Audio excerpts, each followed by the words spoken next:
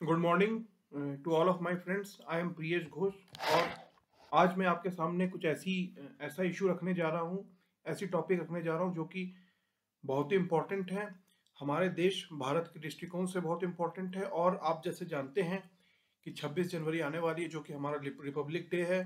Actually Lahore में 1929 में ये पूर्ण स्वराज का जो हमारी देश के लीडरशिप ने उस समय जो वचन लिया था उसी को कॉमेमोरेट करने के लिए ये रिपब्लिक डे मनाया जाता है। ठीक है, तो मैं आपको आज एक ऐसा टॉपिक बोलूंगा जो कि कई टॉपिक देखिए फिलोसफिकल होते हैं, कई टॉपिक फैक्चुअल होते हैं, लेकिन आज का मेरा टॉपिक फिलोसफिकल है और फैक्चुअल दोनों का कॉम्बिनेशन है जो मैं कहूँगा। हाँ, और आज के मेरे टॉपिक का जो नेम है, जो उसका नाम है, वो है द वेरी ग्रेव चैलेंजेस और my analysis of the internal security and external threat to India. My analysis of security of India, ये आज का जो है मेरा मेरा जो है टॉपिक है। तो अब मैं आपको चीज़ें विस्तार से बताऊंगा। Let me introduce my self first. I am Priyesh Ghosh. I have done my engineering in computer science. Then I went to SIDAC Pune. SIDAC, after remaining some time in the IT field, मैंने अब मेरे पिता माता के या मेरे parents के इच्छा के अनुसार, उनके as per as my parents thinking और their wish, I gave some time to the UPSC preparations और civil service preparation, on the account of which, जिसके कारण मुझे जो knowledge milli, the knowledge I have, which I will produce before you in this session. And my topic of today's discussion or today's debate will be my analysis or my thinking on the security challenges of India. ये मेरा topic है आज का। तो जैसे मैंने आपको बताया कि क्योंकि मैंने जितना जीवन में पढ़ाई लिखाई कर सका हूँ, उसके कारण मेरे जीवन में 4 फैसेट्स हैं, 4 क्षेत्र हैं। पहला है फिजिक्स, दूसरा है मैथमेटिक्स, तीसरा है कंप्यूटर साइंस एंड इंजीनियरिंग और चौथा है जनरल स्टडीज, जो कि मैंने सिविल सर्विस के कारण मैं कुछ हद तक पढ़ पाया और इन्हीं के आधार पे मैं अपना लेक्चर देता हूँ और मैं चाहता हूँ कि आप सब लोग इसको बहुत ध्यान से सुने। तो अब मैं जो कहना चाहता हूँ वो कुछ इस प्रकार से है और मेरी बात ध्यान से बहुत सुनिएगा। ठीक है, आज जो मैं कहना चाहता हूँ, देखिए, आज मेरा टॉपिक है जो मैं कहने की कोशिश कर रहा हूँ, कहने की चेष्टा कर रहा हूँ, वो है कि द सिक्योरिटी थ्रेट्स और the my analysis of the challenges which is faced by India. ठीक है, अब चलिए, अब तो मैंने इंट्रोडक्शन दे दिया, अब बड़ा ही कूल माइंड से मैं इस चीज को आपको बताऊंगा और मैं अपने डिबेट को, मैं अपने जो सेशन है उसको लिमिटेड इसलिए रखना चाहता हूं ताकि इंटरेस्ट आपका बना रहे। बहुत लंबा हो जाएगा तो लोग सुनते नहीं है। ठीक है, अब आप सभी इंडिया में रहते हैं, ये बहुत पॉपुलेटेड कंट्री है, 150 करोड़ की पॉपुलेशन है नियर अबाउट। दुनिया की अगर देखें, अगर साफ दुनिया की 20% करीब पॉपुलेशन हमारे देश में रहती है और सिर्फ पॉपुलेशन नहीं, इतना उसका डिवाइडेशन है भाषाओं का, रिलीजियन का। ये तो एक चीज़ हुआ। दूसरी चीज़, ये तो एक चीज़ है। दूसरा सबसे बड़ा इशू है कि 2%, जितना मेरी स्टडी कहती है, 2% लैंड और 4% पानी हमारे पास है जो कि ड्रिंकेबल वाटर है। उसमें इतनी बड़ी जनसंख्या है, इसको संभाल पाना, इसको रन कर पाना इतना आसान चीज़ नहीं है, जो कि मैं मानता हूँ। ठीक है, ये तो चलिए मेरा एक सोचना हुआ ये। तो मैं कहना चाहता हूँ कि अगर आप किसी से भी पूछें इंडिया से, सिंपल एग्जांपल लेता हूँ कि अगर इतिहास को देखा जाए तो हमारे देश में कई खेल पॉपुलर है। हॉकी हमारा एक तरह से नेशनल गेम कह लीजिए, अब तो डिक्लेयर्ड नहीं लेकिन एक तरह से है। फुटबॉल बहुत पॉपुलर है भी बहुत हद तक, क्योंकि इंडिया इतना बड़ा कंट्री है एज कम्पेयर टू 1 करोड़ किसी पॉपुलेशन यूएस की, यूएस की तो 33 करोड़ है, लेकिन किसी एक यूरोपियन कंट्री जिसकी पॉपुलेशन 1-2 करोड़ हो और यहाँ की अगर 5% भी जनता यहाँ पे एक गेम को पसंद करती है तो वो भी कई करोड़ों में हो जाती है, क्योंकि पॉपुलेशन टोटलिटी में इतनी बड़ी है। लेकिन इन जनरल अगर इंडिया में हीरो स्टेटस है किसी गेम का, पैसा जिसके पीछे बहुत है, वो है क्रिकेट। तो आपने देखा होगा इंडिया न्यूजीलैंड का मैच होता है, इंडिया वेस्ट इंडीज का होता है, इंडिया साउथ अफ्रीका का होता है, इंडिया इंग्लैंड का होता है, सारे मैचेस होते हैं, हम लोग देखते हैं, खुशी मनाते हैं। लेकिन इंडिया पाकिस्तान का जब मैच होता है तो अब तो मैं नहीं जानता अभी का क्या क्या विचार है, लेकिन हम लोग जो बच्चे थे और अभी भी मैं कह सकता हूँ, लगता है कि अगर इस मैच को हम हार गए तो देश हमारा हार जाएगा और इस मैच को हम जीत गए तो देश हमारा जीत जाएगा। ये मानसिकता इंडिया पाकिस्तान के मैच में है। तो इसका रीजन अगर आप अभी मोमेंटरीली सोचें तो कभी आपको नहीं मिलेगा। किसी भी चीज का एक फिजिक्स में एक कॉन्सेप्ट है कि कॉजलिटी। कोई भी चीज अगर आप किसी चीज में फंसे हैं किसी चीज में, तो इसका एक कॉज है, उसका एक कारण है जिसके लिए आप उसका हो। बिना कारण के, जैसे कहते हैं ना, सेब अगर जमीन पे गिरती है तो उसके लिए ग्रेविटेशन है, जैसे आपने पढ़ा होगा। तो ये एक फंडामेंटल फैक्ट है, ठीक है। अब मेरी बात ध्यान से सुनिएगा। तो इंडिया पाकिस्तान का आप जानते ही हैं कि हमने 1947 से जब हम आज़ाद हुए 4 बार युद्ध हो चुका है। बड़े स्केल पे, छोटे मोटे सीज फायर कंट्रोल में तो लाइन ऑफ कंट्रोल पे गोलियां चलती रहती है जो जम्मू एंड कश्मीर है, लेकिन बड़े युद्ध 4 बार हो चुके हैं इंडिया पाकिस्तान के बीचों बीच।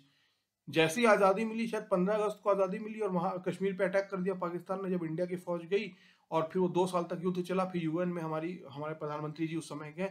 फिर आप जानते हैं, मैं कई बार इस कहानी को बोल चुका हूँ। तो फिर बांग्लादेश का वॉर हम लोगों ने 2 टुकड़े कर दिए। फिर हम इंडिया जी ने 74 में पहला न्यूक्लियर एक्सपेरिमेंट कराया, अटल जी ने उसको वेपनाइज किया, पाकिस्तान ने भी न्यूक्लियर एक वेपन बनाया। तो पाकिस्तान को अगर हम देखें तो वो, जैसे आप अगर आप जिन्ना साहब की पूरी व्यू को पढ़ें तो उनका क्लियर, जिन्ना साहब तो बाद में, उसके पहले अगर आप सर सैयद अहमद खान की या अगर मैं आपको कह दूं चौधरी रहमत अली के, तो उनका जो बेसिस है टू नेशन थ्योरी, कि Hindu and Muslims are two different nation, इसके बल पे जो है टू नेशन की रिक्वायरमेंट है। इसकी जो बेसिक प्रेमाइस पे पाकिस्तान का क्रिएशन हुआ, ठीक है। फिर जब बना तो 4 युद्ध हुए। फिर आप देखें, दोनों के पास एटॉमिक वेपन है, ठीक है। स्पेशली अगर पाकिस्तान या इंडिया चाहे, जैसे आप जानते हैं कि अमृतसर और लाहौर एकदम से आसपास है बॉर्डर में, जिसको वाघा बॉर्डर कहते हैं।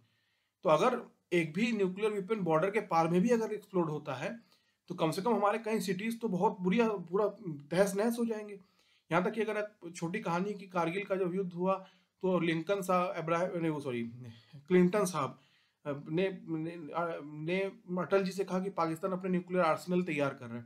तो अटल जी ने कहा कि अगर इंडिया पे न्यूक्लियर वॉर होता है तब तो इंडिया का एक हिस्सा जाएगा, लेकिन पाकिस्तान का मैप में नामो निशान नहीं रहेगा।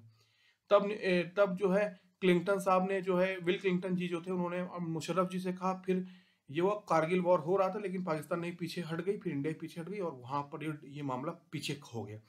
तो क्योंकि अब पाकिस्तान के पास न्यूक्लियर वेपन है, उनके पास टैंक है, उनके पास एयरफोर्स है, तो सामने दिखता है कि वो हमारा एक एनिमी है। और जो उनका एटीट्यूड रहा, जैसे फॉर एग्जांपल 62 में हमारा चाइना से वॉर हुआ, इंडिया को बहुत धक्का खाना पड़ा। इंडिया ने कभी सोचा नहीं था कि चाइना कभी हमला कर सके, क्योंकि मैं आपको छोटा एग्जांपल देता हूँ। चाइना में जो रिलीजियन है, चाइना का जो कंटिन्यूटी है जो उनकी, तो उनके एक बहुत बड़े डिप्लोमेट ने कहा था कि भारत ने चाइना पर 2000 साल रूल किया है बिना एक सोल्जर भेजे हुए। यहाँ तक कि जितना मेरा नॉलेज है, जितना मेरी फाइंडिंग्स है, चाइना का जो रिलीजियन है, उनका जो वे ऑफ लिविंग है, वो बौद्धि धर्मा जी थे। उनके सबसे बड़े, one of the greatest teachers या प्रीचर या मेंटर बने उस देश के, चाइना के। तो इसीलिए जो भारत के ईस्टर्न साइड पे सारे कंट्रीज हैं, चाहे वो म्यांमार हो, चाहे वो चाइना हो, चाहे ईस्टर्न जो भारत के पूर्वी दिशा में, चाहे वो कोम्बोडिया हो, चाहे वो आपका वियतनाम हो, ये सारे देश, जापान हो, इन सारे देशों से भारत का, ठीक है, बॉर्डर लेके इधर उधर हो सकता है, लेकिन एग्जिस्टेंशियल थ्रेट कभी भारत का नहीं रहा है।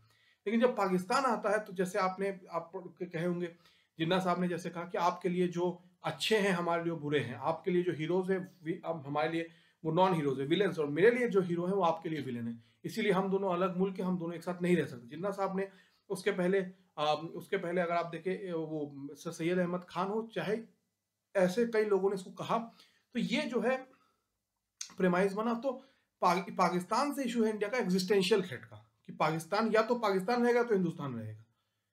जैसे जिन्ना साहब टू नेशन थ्योरी, तो मुस्लिम हिंदुओं के ऊपर रूल कर सकता, तो हिंदू मुसलमान को रूल कर सकता, दोनों एक साथ डेमोक्रेसी में नहीं रह सकते। जिन्ना साहब ने कहा, क्योंकि अनडिवाइडेड इंडिया में मुस्लिम की पॉपुलेशन, मैं जितना जानता हूँ, 24% थी, तो बाई डेमोक्रेसी वो कोई पावर में नहीं आ सकते। तो सिंपल एग्जांपल है कि जिन्ना साहब तो बॉम्बे से थे, लियाकत अली खान अलीगढ़ मुस्लिम यूनिवर्सिटी से, जो कि नेहरू लियाकत एग्रीमेंट जिन्होंने साइन किया, उनके बाद उनके दूसरे ख्वाजा सर जो थे, उनके साहब जो थे, उनके गवर्नर जनरल बने, वो भी अलीगढ़ मुस्लिम यूनिवर्सिटी से थे। अयूब खान साहब के भी, जितना मेरी नॉलेज है, अलीगढ़ मुस्लिम यूनिवर्सिटी से संबंध थे।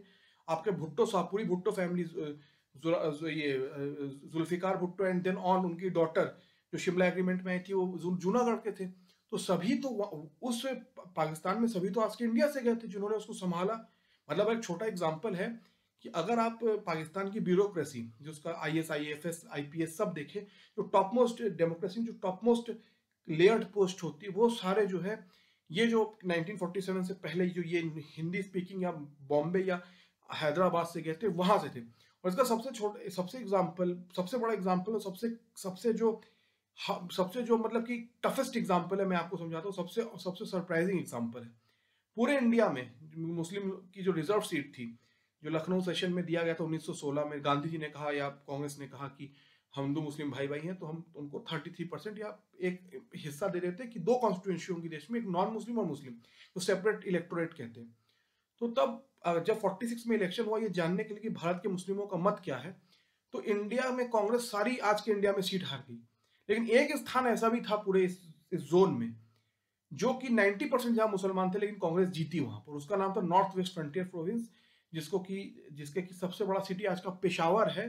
क्रिकेट मैच होते थे, वहां के सबसे बड़े नेता खान अब्दुल गफ्फार खान, यानी कि फ्रंटियर गांधी, जिनको बादशाह खान कहा जाता था। मैं आपको ऑन रिकॉर्ड बताता हूँ, 36 सीट थी वहां पर मुस्लिम लीग की, जिसमें कि 17 सिर्फ जीती थी, और उनमें ये माइनॉरिटीज थी, और कांग्रेस की गवर्नमेंट फॉर्म हुई थी। पर पूरे इंडिया में जहां मुस्लिम मतलब टोटली 24 में थे, अगर आज का जो इंडिया उसको अगर आप देखें, तो वहां तो मुस्लिमों की जो संख्या थी वो बहुत ही माइनॉरिटी में थी, लेकिन उसके बावजूद इंडिया में हार गए। लेकिन जो आज इंडिया में पार्ट नहीं है, जो कि पाकिस्तान में नॉर्थ वेस्ट फ्रंटियर प्रोविंस, जिसको सूबे सरहद कहते थे, जो कि एक्चुअली अफगानिस्तान के डूरंट लाइन से जिसकी बॉर्डरिंग होती है, आप मैप देखिएगा, जिसमें पेशावर, एबटाबाद, जहां से ओसामा बिन लादेन पकड़ा गया था, और ये सारे जोन जहां पर आते हैं उसको नॉर्थ वेस्ट फ्रंटियर प्रोविंस। वहां के सबसे बड़े लीडर थे खान अब्दुल गफ्फार खान। मिसेस गांधी जी ने उनको भारत रत्न दिया, इंदिरा गांधी जी ने उनको सम्मानित किया भारत रत्न से। एक पाकिस्तानी नेशनल को, मुस्लिम पाकिस्तानी को, व्यक्ति को भारत ने भारत रत्न दिया था, इंदिरा जी ने भारत रत्न दिया था, ये उनकी थी। और पंजाब में मैं आपको बताता हूँ, छोटा एग्जांपल देता हूँ। पंजाब में कांटे की टक्कर थी, जितनी सीट मुस्लिम लीग को मिली थी उतनी सीट कांग्रेस को और अकाली दल को मिला था। एक वहां थर्ड पार्टी जिसका नाम था कि यूनियनिस्ट गवर्नमेंट, यूनियनिस्ट ग्रुप कह लीजिए, तो उनके हयात साहब थे, मुझे जितना, अगर मैं गलत नहीं हूं, लेकिन वो उसका पार्टी उस दल का नाम था यूनियनिस्ट नाम था।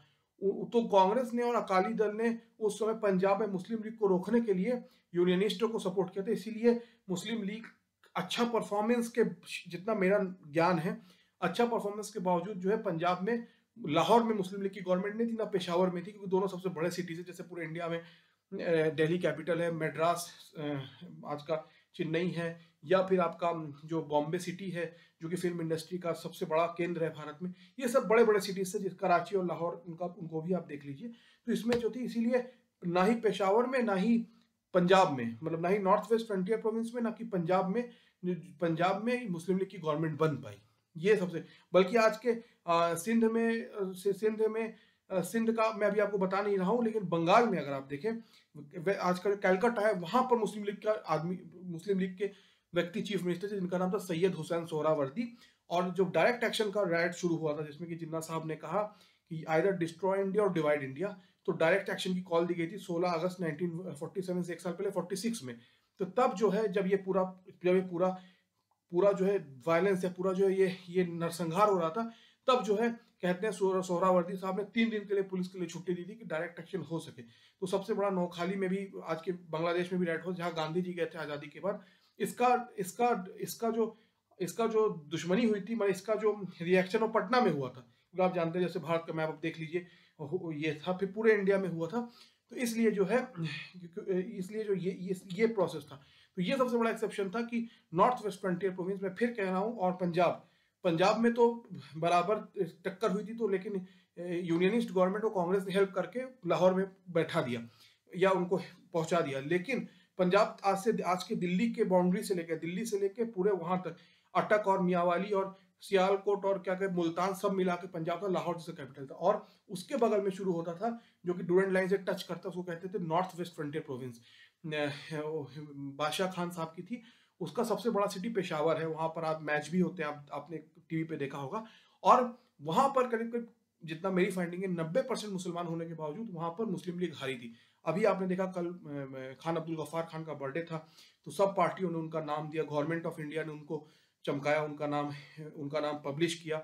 भारत के बहुत बड़े उनके तरह, और इंदिरा गांधी ने उनको भारत रत्न दिया था। इससे आप समझ सकते हैं मैं कितना सही हूँ, या मैं मेरा पॉइंट आप समझ सकते हैं। तो ये चलिए पाकिस्तान हो गया। जैसे कि क्रिकेट मैच होता है तो आप देखते हैं लड़ाई जैसा माहौल बन जाता है इंडिया पाकिस्तान क्रिकेट मैच की तरह। पहले जब हॉकी मैच होता था, आपको एक छोटा इतिहास बताता हूँ, भारत ने फ्रॉम 1928 टू 56 लगातार 6 बार ओलंपिक गोल्ड जीते थे, ठीक है। 2 बार बीच में वर्ल्ड वॉर के 60 में जो पहली बार भारत हारी, वो 1-0 से हारी थी, वो पाकिस्तान से ही हारी थी। फिर 64 में भारत ने फिर जीता था। लेकिन कहते हैं कि एशिया के जो दोनों सबसे बड़े जो डॉन थे उस समय हॉकी में, पाकिस्तान और इंडिया, तो आज़ादी के बाद जब पाकिस्तान इंडिया से कट के बना, लाहौर बना कैपिटल, सबसे बड़ी लाहौर बना, पंजाब का हिस्सा, पंजाब का सिटी जो कि उधर गया, बॉर्डर के पार गया, तो वो हॉकी का बहुत बड़ा सेंटर हुआ करता था। सेंटर आपने कभी देखा हो, जैसे इंडियन आर्मी और इंडियन हॉकी में सिख के सिवा इमेजिन नहीं कर सकता। तो इसीलिए जो मैं कह रहा हूँ, तो जो आपका लाहौर था, उसको उसको कहते थे, हॉकी का सेंटर कहते थे एक तरह से अगर आप देखें तो। इसीलिए आज़ादी के पहले ध्यानचंद जी के समय, फिर बलबीर सिंह के समय, इसके बाद इंडिया था। लेकिन इंडिया को रिप्लेस किया 80s के दशक में, अगर आप देखें 70s के दशक में पाकिस्तान वर्ल्ड की one of the most top team बना। फिर जब उसका जो ट्रैक है, जो ग्राउंड चेंज हुआ हॉकी का यूरोप के, तो फिर दोनों ही, इंडिया पाकिस्तान दोनों ही बहुत पीछे आ गए हॉकी में, जिसको कहते हैं ना टर्फ जब इंट्रोड्यूस हुआ हॉकी में, तो इंडिया पाकिस्तान दोनों पीछे आ गए। लेकिन इंडिया का अनबीटन रिकॉर्ड पाकिस्तान ने छोड़ा था, जो कि वर्ल्ड का most one of the greatest वो हिस्ट्री और या साइकोलॉजिकल ग्रेटनेस है कि 6 बार लगातार गोल्ड इंडिया ने जीता था। ये इंडिया का रिकॉर्ड है। ध्यानचंद जी के जी या जयपाल सिंह थे आज के रांची के, जो कि उस एरिया के, वहां से ये जो है पहले वो कैप्टन थे जिनके कप्तानी में हम लोग ने ये सफर शुरू किया था, जो मैंने अभी आपसे कहा। तो ये आपको मैंने बताया कि जो जिन्ना साहब, लियाकत अली खान और चौधरी रहमत अली और सर सैयद के जो जो टू नेशन थ्योरी थी कि हिंदू और मुसलमान दो अलग कौमें हैं, दो अलग मुल्क हैं, ये एक साथ नहीं रह सकते, इसी के रिजल्ट में पाकिस्तान बना। जो कि जैसे ही बना तो कश्मीर पे हमला हुआ। कश्मीर नेहरू जी जब यूएन में गए तो कश्मीर बाय डिफॉल्ट एक डिस्प्यूटेड टेरिटरी, पाकिस्तान ने कहा, क्योंकि वो उन्होंने कहा पार्टीशन के थ्योरी के खिलाफ है ये। नेहरू जी ने कहा कि नहीं, महाराजा ने हमें साइन किया है, तो इसीलिए पूरा कश्मीर जो लाइन ऑफ कंट्रोल है, आप वो मैप में देखिएगा, वो पूरा जो है हेविली मिलिटराइज्ड हो गया, और 35% उधर था और 65% इधर था, जहां तक मेरी नॉलेज है, और जो मैंने समझा हूँ अपने दिमाग से, मैं उसके हिसाब से आपको कह रहा हूँ, ये था। और गिलगित बाल्टिस्तान, मुजफ्फराबाद, कोटली और क्या नाम है, मीरपुर और स्कार्दू उधर गया, और रेस्ट इधर है जो कि हमारा है। और इंदिरा गांधी जी के समय जब शिमला एग्रीमेंट हुआ, भुट्टो साहब आए, तब इसको जो है लाइन ऑफ कंट्रोल कह दिया गया, और ये कहा गया कि जम्मू एंड कश्मीर में कोई थर्ड पार्टी नहीं आ सकती। इंडिया और पाकिस्तान दो ही ग्रुप्स होंगे, दो ही एंटिटीज होंगे जो इसको सॉल्व करेंगे। मतलब the issue of Jammu and Kashmir is a bilateral issue, the line of control is defined and two parties will make a final judgment on it, no third party can come. The final settlement will be made by these two neighbors, and no third party can come. That is, these two neighbors, India and Pakistan, the two nations will make a finalize the issue of Jammu and Kashmir, and no third party can come. ये था हो। तो देखिए, मैं आपसे कहना चाहता हूँ कि जो पाकिस्तान का जो प्रॉब्लम हुआ तो 1947 में क्रिएट हुआ, करीब करीब अगर आप देखिए पाकिस्तान का खतरा कभी खत्म नहीं हो सकता इंडिया की मानसिकता से, अगर हम इंडिया की मानसिकता को समझे, ठीक है, इंडिया की जो आइडियोलॉजिकल जो बेसग्राउंड है। लेकिन 71 में जब बांग्लादेश क्रिएट हुआ और 90,000 सैनिकों ने सरेंडर किया ईस्टर्न साइड में, जिसको उर्दू में कहते हैं मशरिक और मगरिब, ईस्ट और वेस्ट को कहते हैं, ठीक है। तो ईस्टर्न पाकिस्तान में पाकिस्तान की 90,000 सैनिकों ने किया, हमारे वो जेलों में रहे पूरे इंडिया में वो बधे रहे। मेरा जो होम टाउन है, वहां में भी, उस सिटी में भी मैंने सुना है कि POW थे, prisoners of the Indira ji के टाइम पे। लेकिन भुट्टो साहब से जब ये हुआ, तो करीब करीब कह लीजिए कि जब 90,000 सैनिक इंडिया ने वापस दिए, तो ये पाकिस्तान का भी मॉरली बहुत मतलब ये था, और ये तय हो गया कि सीधा पाकिस्तान शायद इंडिया से अब लड़ नहीं सकता। हाँ, कश्मीर एक इशू था, लेकिन कश्मीर में भी अगर आप समझिए तो मैं आपको छोटा एग्जांपल देके समझाता हूँ। 1994 में पाकिस्तान ने एक जेनेवा में एक ह्यूमन राइट इशू उठाया कि हिंदुस्तान की फौज जो है कश्मीरी मुसलमानों पे बहुत टॉर्चर कर रही है। तो OIC, organisation of Islamic nations की तरफ से एक प्रपोजल आया कि इंडिया जो है कश्मीरी मुसलमानों पे बहुत टॉर्चर कर रही है। तो इंडिया भी गई वहां पर ह्यूमन राइट्स काउंसिल में अपने आप को बोलने। तो फनून कश्मीर, कश्मीर के जो पंडित थे जिनको भगाया गया, लाखों में थे, जिसको कल ही 19 जनवरी वो दिन पास हुआ, तो उस फनून कश्मीर ग्रुप ने जो है उसको रिप्रेजेंट किया जाके जाके यूनाइटेड मतलब ये जो पूरी वर्ल्ड की जो ग्रुप बैठी जिसमें कि 57 इस्लामिक नेशंस के भी रिप्रेजेंटेटिव थे, तो उसने कहा कि अगर किसी पे अत्याचार हुआ तो वहां के हिंदुओं पे हुआ है। भाई 5 लाख लोग को एक दिन में थ्रो आउट कर दिया गया अपने होम से।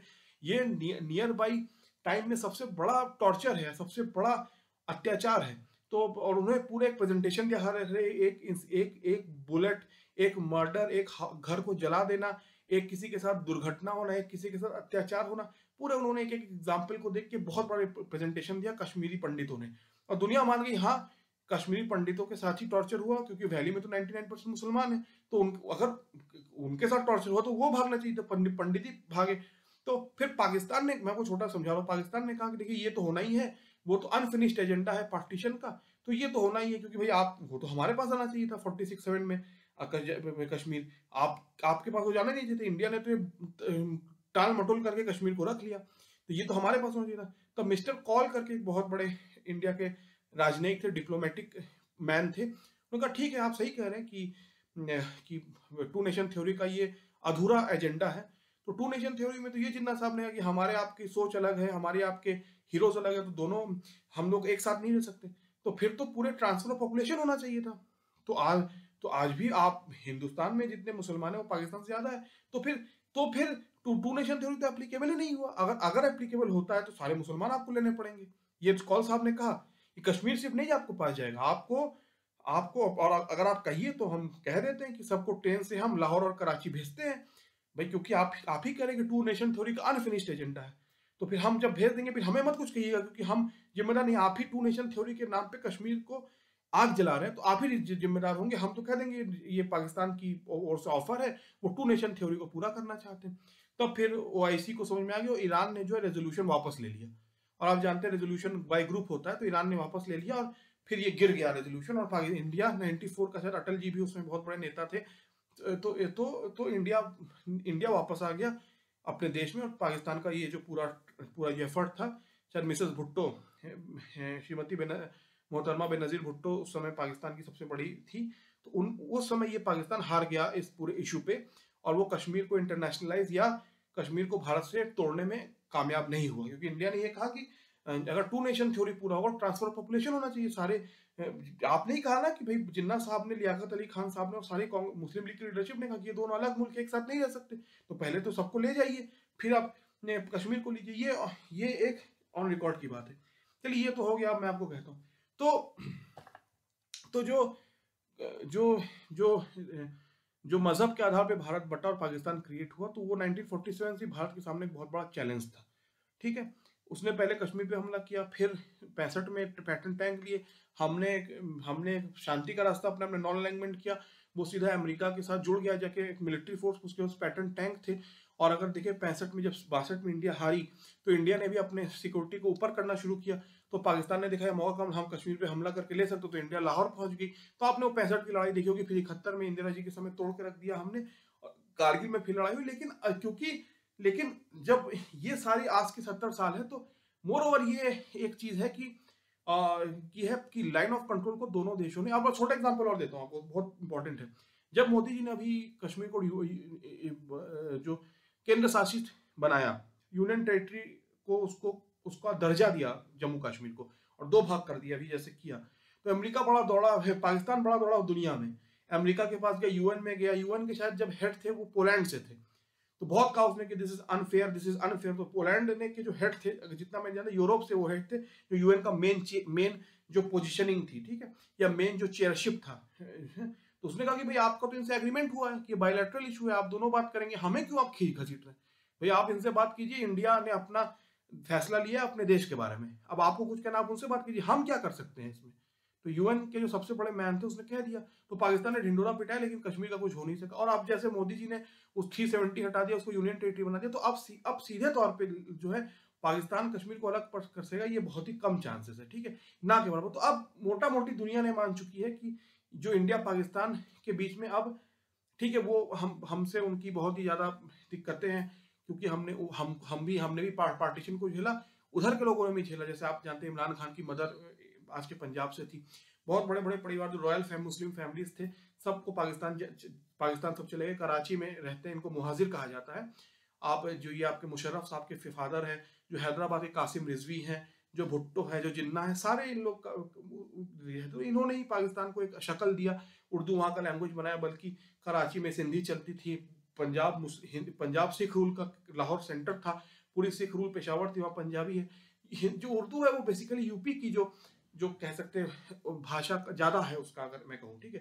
तो ये तो हुआ पाकिस्तान, जो कि एक इस्लामिक रिपब्लिक बाय कॉन्स्टिट्यूशन है, और इंडिया के सामने हर समय उसने चैलेंज फेस किया। आज भी इंडिया बहुत उससे जो है चिंतित रहता है, और हमारी जो सारी ताकत है उसका जो सबसे बड़ा जो हमारा जो कंटेम्प्रेरी है, सबसे बड़ा जो हमारा शत्रु है, वो हमारे माइंड में पाकिस्तानी है। क्रिकेट मैच में आप देखिए, पाकिस्तान इंडिया कुछ भी हो, आप ये हंसेंगे आप सुनकर, अब तो बहुत इंडिया में जागरूकता आई है। पहले जमाने में ओलंपिक फाइनल में ही कोई इंडिया का आदमी खेले या सेमीफाइनल खेले, समझ लीजिए ओलंपिक में, जैसे फॉर एग्जांपल मैं कैसे कहूँ, जैसे समझ लीजिए कि टेबल टेनिस है, या जेवलिन है, या बैडमिंटन है, या समझ लीजिए रेसलिंग है। तो मुझे आज भी याद है, पहले जमाने में किसी को इससे बहुत, अब तो बहुत मीडिया ने बहुत हद तक चेंज, किसी को बहुत ज्यादा मतलब नहीं था, लेकिन इंडिया पाकिस्तान का एक सीरीज भी हो जाए बायलैटरल, तो लगता था कि पूरे देश में ऑफिस बंद हो जाएंगे, पूरे देश में सब कुछ, मतलब कि बच्चे से लेके बड़ा तक बैठ जाएगा, पूरे देश में जैसे लगता था कर्फ्यू हो जाता था। हम जब बच्चे थे, तो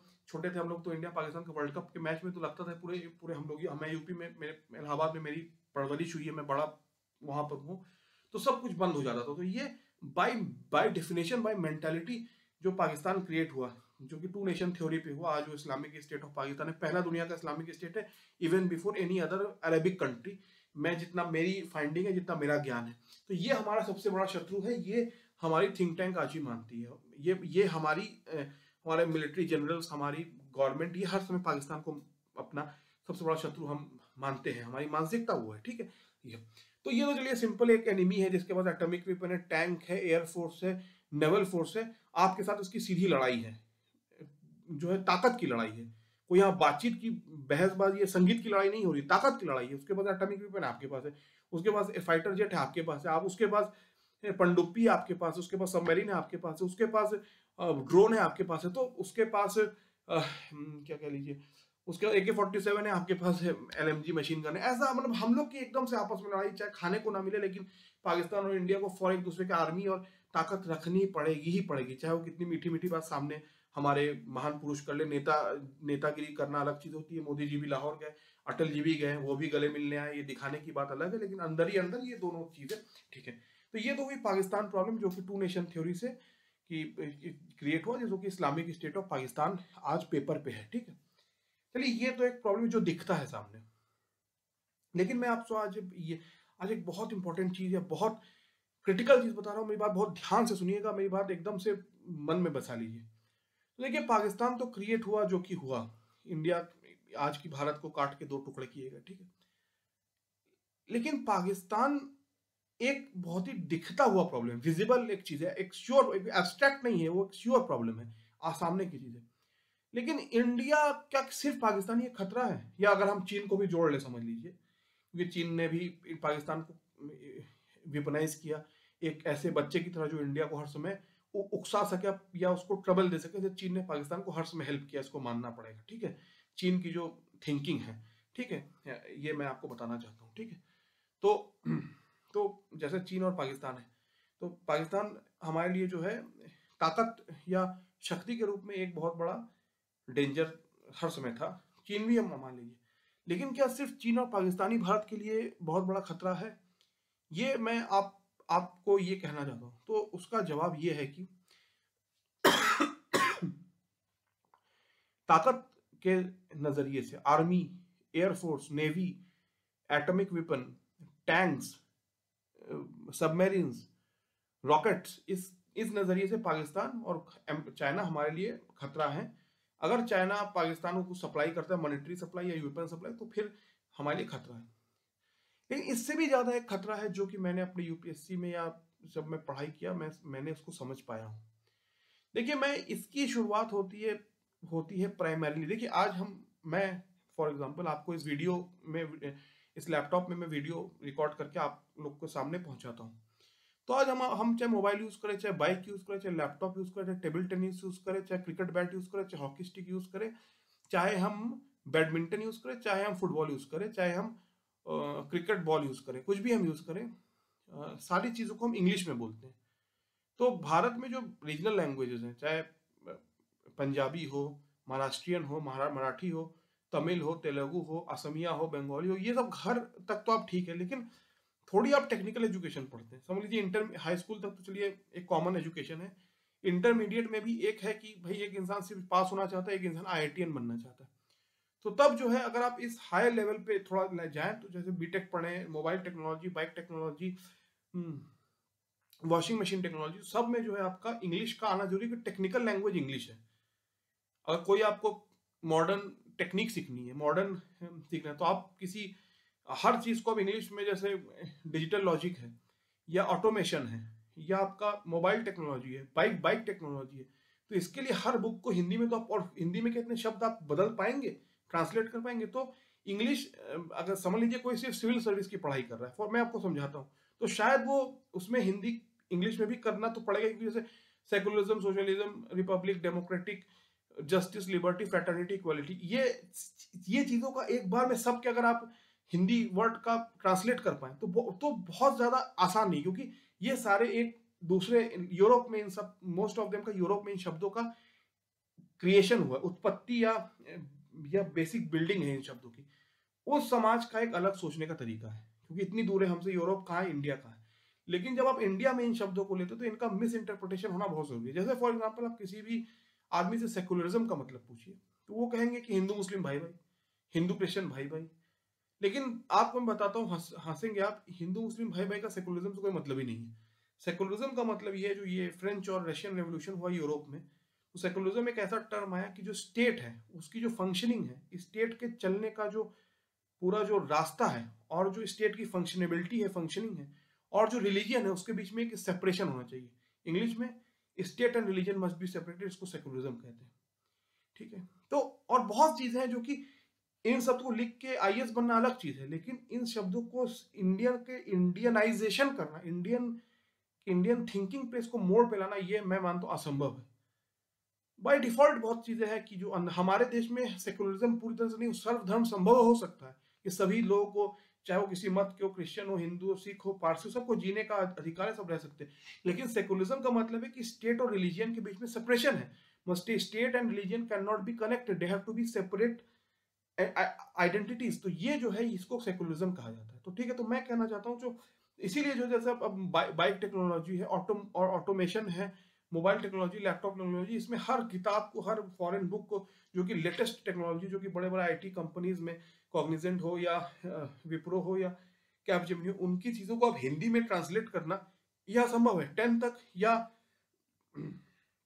इंटरमीडिएट तक कुछ हद तक किया जा सकता है, फॉर एग्जाम्पल, कुछ हद तक, ठीक है। और जो है सिविल सर्विस में भी, क्योंकि वो civil service as such, for example मैं आपको समझाता हूँ, वो एज सच कोई टेक्निक, मतलब उसमें बीकॉम, बीए और बीटेक तीनों का ही बराबर स्थान है। तो एज सच कोई टेक्निकली चीज नहीं है, मतलब कोई अगर टेक्निकल आदमी नहीं है, कोई अगर साइंस का आदमी नहीं है, तो भी वो इजिली सिविल सर्विस क्वालिफाई कर सकता है, क्योंकि उस इजिली मतलब उसका उससे कोई सीधा संबंध नहीं है सिविल सर्विस का और टेक्नोलॉजिकल एडवांसमेंट का। तो ये है, तो इसीलिए जो है मैं आपको ये चीज समझाता हूँ। तो अभी तो मैंने आपसे कहा इंग्लिश भारत का एक बैकबोन है, इसलिए क्योंकि टेक्नोलॉजी का है, आज का एज है, ठीक है। और भारत टेकी का, अगर आप अमेरिका में जाइए तो इंडियन को टेकी कहा जाता है, क्योंकि इंडिया के आप देखिए 6 बड़े कंपनीज के, चाहे पराग अग्रवाल हो, चाहे वो सुंदर जी हो, चाहे वो ये हो, 6 कंपनीज के सीईओ अमेरिकन कंपनीज के इंडियन है। तो वो भी हमारे नॉलेज को कितना रेस्पेक्ट करते हैं आप देख सकते हैं, ठीक है। चलिए, ये तो एक बात हुई, ठीक है। तो बात ये हुई कि अभी तक तो मैंने आपको एक कहानी सुनाई, ठीक है। तो लेकिन भारत पे क्या सबसे बड़ा खतरा है, ये अभी मैं आपसे मेरी बातचीत, तो पाकिस्तान को तो मैंने कहानी पूरी बता दी आपको, अभी पाकिस्तान अभी 2 मिनट के लिए, लेकिन मैं आपसे कहना चाहता हूँ कि जब इंडिया पाकिस्तान 2 मुल्क क्रिएट हुए, पाकिस्तान दो तरफ, 2 पाकिस्तान ब्रिटिशर्स काट के गए और एक इंडिया बना के गए ब्रिटिशर्स ने 1947 में करके गए, ठीक है। तो पाकिस्तान तो बन गया, तो जब जैसे पाकिस्तान बना, तो जैसे 2 नेशंस के बल पे पाकिस्तान बन गया, तो एक तरह से मुस्लिम लीग का क्लेम इंडिया पे खत्म हो गया। उसका सबसे बड़ा एग्जाम्पल है कश्मीर, क्योंकि कश्मीर मुस्लिम लीग कह रहा था ये हमारी है, और इंडिया कह रहा था राजा महाराजा ने महाराजा हमारे साथ है। तो नेहरू जी ने यूएनओ को एक अंपायर बनाया कि ठीक है हम दोनों पार्टी में बहस है, आप तय कीजिए कौन है। इसी का यही यूएनओ का काम था कश्मीर में, ठीक है। ये तो चलिए मैं भूल जाता हूँ इसको, अभी मैं आता हूँ।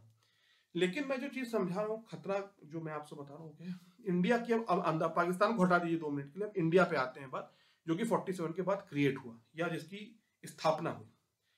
अब जब ब्रिटिशर्स ने इंडिया पे रूल किया, जैसे आज हम इंग्लिश बोलते हैं, फॉर सिंपल एग्जांपल, चाहे आप मानिए ना मानिए, मेरी बात सुनने में अच्छी ना लगे लोगों को, आप किसी कंपनी में जाके, फॉरेन कंपनी में, आईटी कंपनी में, किसी स्कूल कॉलेज में जाके इंग्लिश में 4 वर्ड बोल दीजिए, तो बाय डिफॉल्ट आप एजुकेटेड हैं, आप पढ़े लिखे आदमी हैं। इंग्लिश भारत में एक लैंग्वेज नहीं, वो भारत में एक क्लास है। ये तो एक पॉइंट हुआ जो कि मैं कह रहा हूँ। इससे भी इंपॉर्टेंट चीज है कि अब इंग्लिशाइजेशन भारत का हुआ। हर माँ बाप, चाहे वो रिक्शा चलाए, चाहे वो पान की दुकान लगाए, हर माँ बाप चाहता है मेरा बेटा अंग्रेजी स्कूल में पढ़ ले, भूखा तो नहीं मरे, कुछ तो कर लेगा, अंग्रेजी बोलना आना चाहिए। ये फीलिंग है भारत में, ठीक है। जितना मैंने देखा, मेरी बात से कोई डिस्प्यूट भी कर सकता है, लेकिन ये मेरी अपनी सोच है, अपनी अंडरस्टैंडिंग है, ठीक है। ये मैं आपसे कहना चाहता हूँ। माफ कीजिएगा अगर मैं किसी कोई थोड़ी ज्यादा बात कर रहा हूँ, लेकिन इसलिए, ठीक है। अब मैं जो बहुत ही निखुत, बहुत ही क्रिटिकल बात आपसे कहने जा रहा हूँ। तो जब इंग्लिशाइजेशन हुआ तो ब्रिटिशर्स की जो भाषा थी, उनका जो भाषा और कल्चर का बहुत बड़ा मेल मिलाप है। जैसे इंग्लिश में मामा को भी अंकल कहते हैं, चाचा को भी अंकल कहते हैं, चाची को आंटी कहते हैं, बुआ को भी आंटी कहते हैं, मतलब ये आपको बताता हूँ। लेकिन इंडिया की भाषा में हर का डेफिनेशन है, मामा अलग है, चाचा अलग है, बुआ अलग है, मौसी अलग है, चाची अलग है, सब चीजों का डिफ्रेंशिएशन है इंडिया की जो भाषा है इसमें, ठीक है। तो इंग्लिशाइजेशन जब हुआ, तो क्योंकि भाषा में इंग्लिश का इतना प्रभाव है, वो एक अलग क्लास है, वो एक सिविलाइजेशन का एक तरीका है, वो एक इंडिया में जेंटलमैन का ग्रुपिंग है, या जेंटलमैन का एक क्लासिफिकेशन है, या जेंटलमैन का एक समूह है, या जेंटलमैन का एक लॉबी है, इंग्लिश कह लीजिए, या एक ब्रैकेट है जेंटलमैन होने का। तो इसीलिए जो है हम में इंग्लिशाइजेशन आ गया। अब अंग्रेजों ने जब भारत को शुरू किया, भारत पे रूल करना, तो देखिए मैं आपको छोटा एग्जांपल देकर समझाता हूँ। आजादी के समय भारत में सिर्फ 40,000 गोरे थे, जो कि बड़े बड़े ये जिमखाने क्लब में बैठे तो बाहर लिखते थे Indians and dogs are not allowed, ठीक है। लेकिन ये तो अंग्रेज थे, लेकिन इससे भी एक बड़ी बात है कि भारत की पॉपुलेशन कुल मिला के 38, फिर सुनिए 38 करोड़ थी। तो 40,000 38 करोड़ पे कभी रूल नहीं कर सकते थे। तो उन्होंने एक कॉन्सेप्ट बनाया जिसको कहते हैं डिवाइड एंड रूल। तो उन्होंने सबसे पहले 1872 में सर जॉन लिस्ले ने कहा, there will be no India until there is caste, और there will be no India will be there till there is caste. और कास्ट के, मैं ये नहीं कह रहा हूँ कास्टिज्म भारत में बिल्कुल नहीं है, लेकिन ब्रिटिशर्स ने इसको ये किया, जो सारे जो कमिश्नरेट होते हैं, सब सारे जो कलेक्ट्रेट होते हैं, उसमें सबको अपने नाम के बगल में ब्राह्मण, कायस्थ, क्षत्रिय, बनिया, ये सब लिखना ब्रिटिशर्स ने इसको 1872 में शुरू किया। और आपको मैं बताता हूँ 1931 तक जो सेंसस हुआ इंडिया में, 1921 तक वो कास्ट बेस्ड सेंसन होता था। जैसे आज का सेंसस होता है, उसमें बताया जाता है क्रिश्चियन इतने हैं, हिंदू इतने हैं, सिख इतने हैं, मुसलमान इतने हैं, पारसी इतने हैं, ये होता है ना आज का। लेकिन ब्रिटिशर्स के समय कास्ट के आधार पर सेंसस होता था, कि जैसे यूपी में राजपूत कितनी परसेंट है, ब्राह्मण कितने परसेंट है, ब्रिटिशर्स में। लेकिन इंडिया में ये कास्ट बेस्ड सेंसस सब खत्म हो चुका है, ये आपको मैं बताना चाहता हूँ, ठीक है। लेकिन ये एक इशू है, ठीक है। लेकिन ये ब्रिटिशर्स ने क्रिएट किया। फिर ये भी जब कम पड़ा तो उन्होंने क्रिएट किया कि इंडियनिक रिलीजन, उन्होंने कहा सिखिज्म, जैनिज्म, बौद्धिज्म और ये सब जो है इंडियनिक रिलीजन है, इस्लाम और क्रिश्चियनिटी बाहर के हैं, ठीक है। तो उन्होंने इस बात को क्रिएट किया। उन्होंने जो है 1999 में वो सेपरेट इलेक्टोरेट का कॉन्सेप्ट लिया है। उन्होंने बंगाल का पार्टीशन किया, जो आज के बांग्लादेश करीब करीब है, आप देख सकते हैं, वो ईस्टर्न साइड में है। उन्होंने एक को मुस्लिम मेजोरिटी किया, एक को हिंदू मेजोरिटी किया, लॉर्ड कर्जन ने किया, जिसको बंग भंग कहते हैं। फिर उन्होंने जो है धर्म के नाम पर, जिसका बहुत बड़ा हुआ, सेपरेट इलेक्टोरेट हुआ, मुस्लिम लीग को बढ़ावा मिला। मैं आपको समझा रहा हूँ। फिर जब ये भी नहीं कम पड़ा, तो उन्होंने तब कहा कि भारत, अंग्रेजों, गांधी जी की जब टीम पहुंची लंदन में, तो गांधी जी को उन्होंने कहा कि ये तो इंडिया का जो आइडिया है वो एज मूर्खपूर्ण है, जैसे कि इक्वेटर का। The idea of India is as foolish as the idea of equator. जैसे इक्वेटर में सब लोग अलग हैं, उनका क्या मेल मिलाप, लेकिन उनका कोई एक झंडा नहीं हो सकता कि इक्वेटर का झंडा हो सकता है। तो इंडिया में एक पंजाबी है, एक कश्मीरी है, एक पंजाबी है, एक तमिल है, एक काश्मीरी है, एक बंगाली है, एक महाराष्ट्रियन है, एक असमिया है, एक, तो इनमें कोई समानता नहीं, भाषा अलग है, खान पान अलग है, सब अलग है। तो ये कभी एक देश नहीं बन सकते। ये ब्रिटिशर्स ने हर समय किया। तो जब तो उन्होंने एक स्टेट कॉन्सेप्ट या जिसको हम कहते हैं कि राज्य का जो हमारा जो डिफरेंट नेशनैलिटी है या डिफरेंट सब ग्रुपिंग है, इसको उन्होंने इस चीज को बहुत ही उन्होंने यूज किया भारत को तोड़ तोड़ के रखने के लिए। और जब भारत बना इंडिपेंडेंट तो अधिकारी डॉक्टर मिस्टर अधिकारी थे कम्युनिस्ट पार्टी में डिवीजन एक मार्क्सिस्ट है, एक सिर्फ सीपीआई है। मैं आपको समझाता हूँ। तो उन्होंने कहा कि उन्होंने एक अपनी डॉक्ट्रिन लिखी जिसको अधिकारी रिपोर्ट कहते हैं। उसमें उन्होंने कहा कि भारत जो है वो कुल मिला के, अगर मैं, ये मेरी फाइंडिंग्स है, आप इसको नेट पे चेक कर सकते हैं, भारत जो कुल मिला 25 से ऊपर सब स्टेट्स का कॉम्बिनेशन है सर, 28 था, 28 या 25 प्लस। तो अधिकारी डॉक्ट्रिन कहते हैं उसको, उन्होंने कहते हैं भारत कभी एक मुल्क नहीं है, 25 प्लस जो है सब स्टेट का कॉम्बिनेशन है। तो इसीलिए जो है भारत कभी एक देश नहीं है। ये चीज जो है ये कही गई, ठीक है। मेरी बात ध्यान सुनिएगा, जो मैं कह रहा हूँ ये हुआ, ठीक है। तो जैसा मैंने अभी आपसे कहा कि पाकिस्तान वो तो एक डिफाइंड खतरा है कि भाई आर्मी है, उसके पास एटॉमिक वेपन है, जहाज है, पनडुब्बी है, सबमरीन्स है, रॉकेट्स हैं। तो ये दिखता है साफ साफ। और जितना पाकिस्तान के पास वेपन आता है, इंडिया के पास भी, चाहे खाने को ना मिले दोनों देशों के पास, लेकिन हथियार रखने जरूरी है, क्योंकि इंडिया पाकिस्तान है। आप ये नाम ही सब कुछ डिफाइन कर देता है मेरे हिसाब से, ठीक है, इंडो पाक, ठीक है। लेकिन ये तो चलिए एक इसका तरीका हुआ जिसको कि हम अभी 2 मिनट के लिए वो करते, लेकिन ये तो एक तरीका। लेकिन मैं आपसे कहता हूँ, मैं जब आर्मी के बहुत कई लोगों से मेरी बातचीत हुई तो वो कहते कि देखिए 47 में इंडिया इतना ज्यादा, हमारी 25 लाख 25 लाख की हमारी आर्मी थी, इसने वर्ल्ड वॉर लड़ा था। लेकिन उस समय इंडिया का जो डिफेंस था वो स्ट्रांग था। लेकिन जैसे जैसे इंडिया बढ़ा, जब स्पेशली 74 में जब इंदिरा जी ने एटॉमिक एक्सप्लोजन करा, अब तो इंडिया एटॉमिक कंट्री है। और ये तो बाहरी खतरा का डर तो है, लेकिन एटॉमिक कंट्री, इतनी बड़ी फौज है, तो वो जो खतरा है, वो खतरा जो है। लेकिन लोग अभी भी जो बहुत एक्सपर्ट है उसको वो उस खतरे से भी बड़ा एक खतरा वो और मानते हैं। मैं आपको समझाता हूँ, ध्यान सुनिएगा।